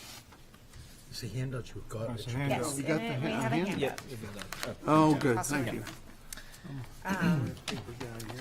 All right. All right, so we have sort of, or the takeaway from the work session that we had was that we wanted to update the language in one of our exempt items to make it a little bit more clear that solar energy was a part of that exemption process. And then the other larger part was adding an additional administrative approval section that would outline some criteria points that homeowners and applicants, if they met those points, they could then apply for the administrative approval option versus a certificate of approval. So I think I'll go through the first one, which is the exemption change. It's fairly straightforward. So on the first page of the printout that I have for you, I'll just start off with any text that is read with a strike through is proposed to be deleted. Any text that is in red without the strike through is proposed to be added. So our exemption number 7 with the changes would read as follows. Placement or replacement of roof-mounted mechanical, electrical equipment and ventilation terminators and roof-mounted solar energy systems where the equipment 1 is not located on a roof surface that faces or is visible from a public way, and 2 does not extend more than 3 feet above the roof plane. We have stricken out the original number 2 item, which is does not exceed 27 cubic feet. We're not really sure where that specific figure came from. It might just be that it was the general size of a roof-mounted generator or condenser. However, the bigger point is that it's not visible from a public way and that it doesn't extend more than the 3 feet above. So the could roof I line. say something? Sure. This has got nothing to do with all the work that you did. So thank you very much for writing all of this down. But we have gone absolutely nowhere. With this number 7 and our guidelines, it's exactly the same thing. We're right back to where we were 2 months ago, 3 months ago. We had a meeting. I seem to remember people talking about, well, it's okay to put solar panels on a new one that's not 50 years old, and so all of a sudden we've gotten right back to you can't see it. So we approve solar panels if they're not visible to the public. Well, let me just say, this is You want This to read is the step 1. guidelines? I wasn't even aware we were going to do this tonight. This wasn't on the agenda. This was just a presentation of the draft that Isaac sent. We don't have to approve anything Yeah, tonight. this This is just a isn't- discussion. I mean, I feel like the public should know that we were having, we got to have stuff on the agenda, because then people don't know what we're going to do that night. That's about transparency. It makes me look really bad to do, this is the second thing tonight that we're tackling that public does not know. It just makes it look intransparent. I'm also just really disappointed in this, because it says it should be visible, which is what we went to change in the first place. I don't know what we're doing. This isn't, yeah, I'm just really disappointed. May I? Yes. It was my understanding that the purpose of looking at this language was to give Isaac guidance as to whether he had properly translated the concepts that we discussed at the last. Yeah, this says not visible for public way. No. And, May I finish? May I finish? May I finish? Okay. So what I thought we were doing was looking at how Isaac had translated our concepts and our ideas into a code language.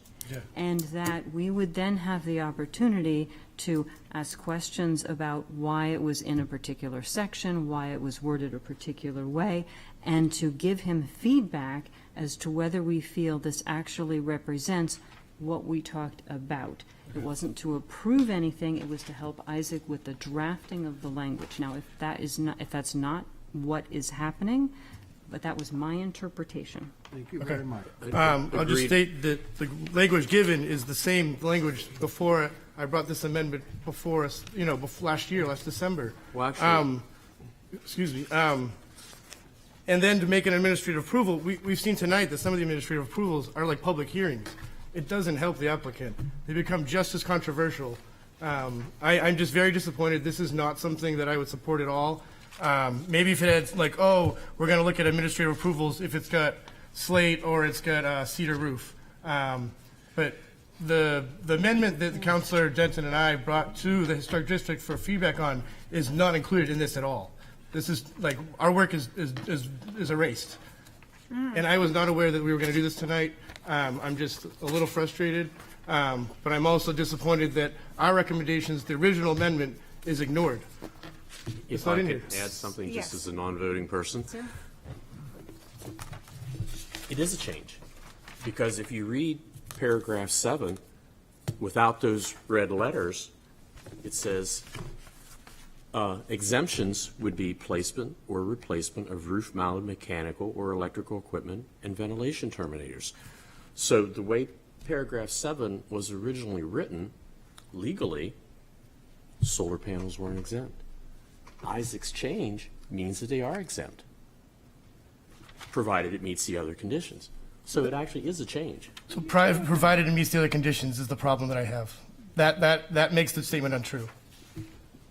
Sorry. Okay, so, I mean, this is apologize great. that- We can do this, but this isn't what we've been working on. This is not what the council presented to the HGC on the planning department. Understood, but this is what the commission has come together with the planning board to give our recommendations for what we. I don't would like to remember see. voting on this. We did not vote on it. We Okay. had a work session. Hey. And these were the notes that came from our work session. Yeah, last I just, month. this document is just a surprise to me. Can I just read You know. something from the guidelines? I just However, wanna- property can I- owners are encouraged to locate solar collectors where they are hidden or minimally visible from the public This view. is correct, John, but I'd like to point out that our guidelines are not written in the code. So this provides a step that is actually a legal piece of our ordinance. That's even worse. And that makes it worse, in my opinion. Well, this was just to have a quick conversation about the language that we've put in here, and obviously, we're going to need another work session on this to, And maybe Bring have out some of a the- vote at another work session, so that we don't come away with notes that are not accepted. So. It makes it very difficult to, I do all the homework on everything else that's on the agenda. I have meetings every night, you know what I mean? You guys are lucky that this is the only meeting you have this week. That is not my case. I have to have time to plan. I can't just be thrown a document and then, I gotta figure it out what I think of it. It's just very unfair. what, Very, yeah. I'm just- Isaac did email it out. It did get emailed days out. ago. I didn't get it. A So- day or two ago. Yeah. It's buried in the Well- emails somewhere. Yeah, I didn't get emailed to Councilor Boyle. If I could just, if I could just make a practical point. We were asked and we promised that we would come back with a recommendation in 2 months' time. This is 1 month gone by. Yeah. So if we don't discuss this at this meeting, we have to not only discuss it at the next meeting, but we have to completely draft and decide and vote on it at the next meeting. I still think there's some value in reading through this here, now, giving Isaac some initial feedback so that he can make any tweaks that need to be made, that we all can hear each other's reaction, and then schedule another meeting, so that we at least move this a little bit further forward, that we give everybody food for thought, as opposed to just saying, no, you know, we're not going to move this forward at all. Yeah, but to move forward, I just hope we take the appropriate process, right? So, I mean, putting it on the agenda, making this document part of the agenda, that is the proper process. That'll help us move forward. But just throwing a document at me at 9:30 and being like, what do you think? And something I didn't vote on, something I haven't seen before, is not moving it forward. Well, like I said, we still have generally our Wednesday slot next week available, and this is not something that has to be advertised, you know, a week in advance. So, we could decide, if everyone is available, to have a meeting next week, have a work session again, specifically discussing this. Same time, same place. Yep. And We potentially. technically have the room. We have so- the room. I can So- be via Zoom. It'll be a Zoom. Martin, I'm assuming you're available.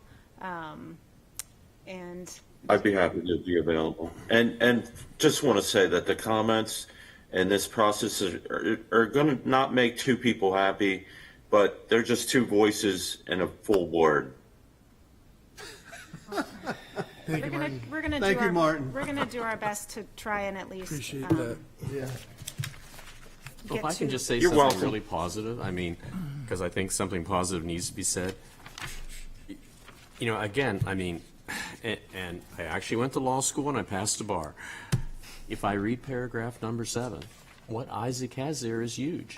He's saying, in this set of circumstances, you no longer have to go to the HDC. For certificate of exemption. Right, so that is huge. And I think that's something huge Agreed. right there.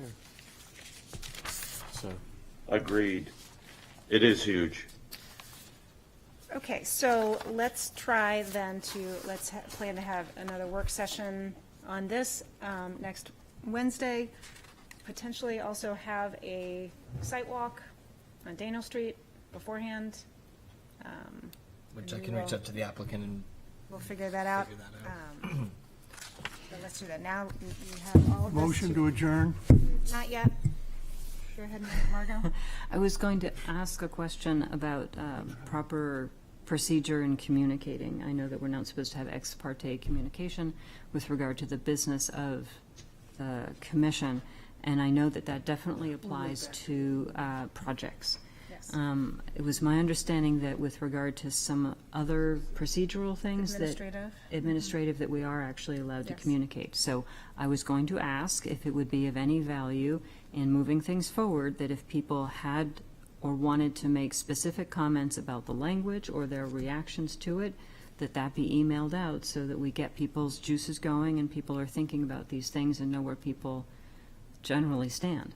I mean, I just think it would make the conversation on next Wednesday very fruitful if we have some idea of how people feel and where their concerns are.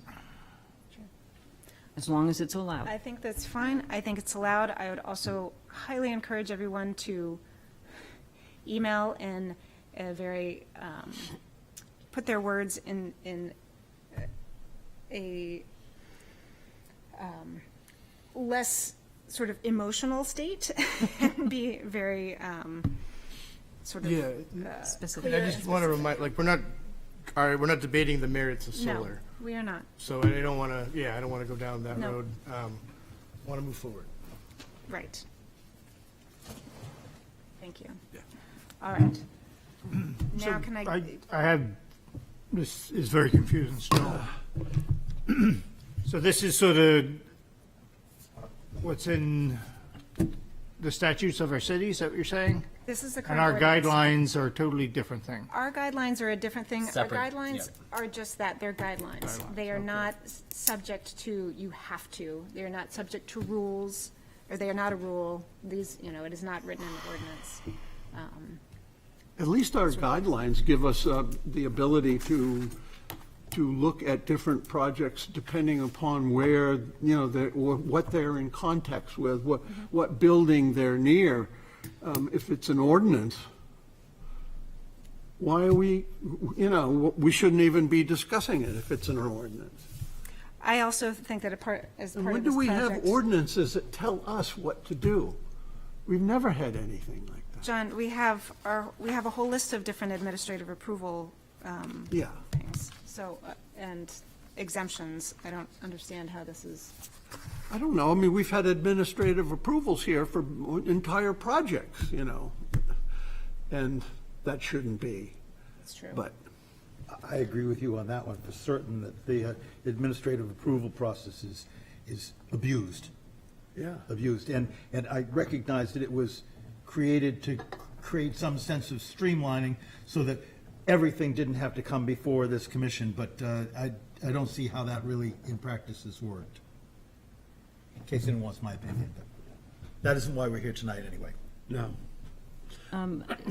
Just to clarify, so the part that Isaac started with is an exemption from a certificate of approval. It's removing solar-mounted systems that are not visible from approval. Wouldn't come before us at all if it cannot be seen. Administrative approval has, if it can be seen, these are the other things. So, you know, these are two separate things. There's removing it from certificate of approval and what the criteria is for administrative approval. Those are the two things, okay?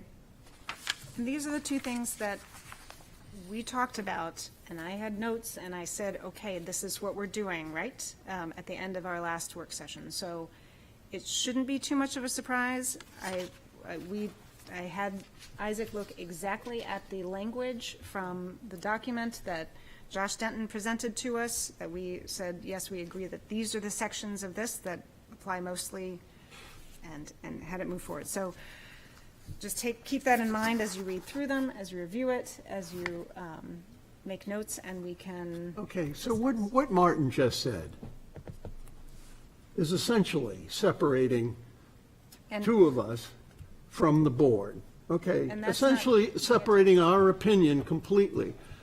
And, I mean, it came, it was a little more obvious when Dan said that he would approve of the roof on Cyrus's place if it didn't have solar panels, even though they weren't visible. What? No, he said the opposite. What did you say? He was actually complimenting him for giving us a bit of low-hanging fruit so that we could behave like we're actually approving solar installations. Oh. He said. I'd say it's All right. 180 degrees from what you think. Okay, And that's it's not a 180. mystery, sir, to anyone else here that you two guys aren't being satisfied by what has been No. drawn up. And I think it's There's charming no to think- compromise on your end. There's no compromise with us. I disagree. Completely. Completely disagree. I If there think was this whole compromise, you exercise, would excuse say- me, John, this whole exercise has been to try and find a compromise between many varieties of opinions here. It's not going to be easy. Nobody's going to win 100%. I'm sorry. and I But this don't- is what we're going to have to do to work together to find some sort of middle ground where we can have not just black and white and one side or the other. So we're going to all have to dig deep and do our best Yeah. to come up with something where we can respect each other's opinions and respect each other's passions and understand that it doesn't have to be all or nothing. It can be both, and we're going to find a way to make that work as best as possible. Yes. I agree. Chair. Yeah, well said. I love that, but I get the feeling, and pardon me, truly, but I get the sense from Mr. Blaylock, not just the comments that you've made tonight, but comments that you've made previously, that you are certainly of the opinion that what we're proposing and the direction that we're going is not going to achieve an approval by the city council in reference to the thing that you've proposed. And so the fun part of this is what happens next. And just to make everybody aware that while you may have what you think is a well-cultivated opinion, this gentleman right here knows what he's going to carry back and knows how his board is going to review this. I don't know anything, dude. Well, I can't predict the suspect. future. Suspect. I mean, you know. You wouldn't have made a proposal to the city council and gotten an 8-0 vote on it and sit here and say, I'm wondering. Sir. Don't screw. I'm going to say, No, I'm sure some of the counselors are watching this meeting a little disappointed what was given tonight, because they will, my expectation is that they would be like, oh, that is the wrong direction than what we were hoping to go in. But that's just my perception. I don't know if that's the reality or not. And I want to just reiterate again that this was a starting point. Yeah. I fully expected that this would not be perfect. Okay, we're done. We have a lot of conversations to go forward. So it's late. It's late. You're trying to get what you want done, which isn't really. Excuse me. Excuse me. We're going to just try and close the meeting here. We have it's late. Let's read this, put our thoughts down when we're all calm, and come together next week and hopefully have a very civil and professional conversation about all Just this. got two boys. Yes. Do you want recommendation, I'm still not sure if you want laws, or you want recommendations for our recommendations that the HDC has? I want to know if you have any ideas and your reactions to what Isaac has written here for our administrative approvals and for this change to an exemption. Slate roofs. Okay. So now can I get a motion to adjourn? Motion to adjourn. Thank you. It's like a conversation. Adjourn.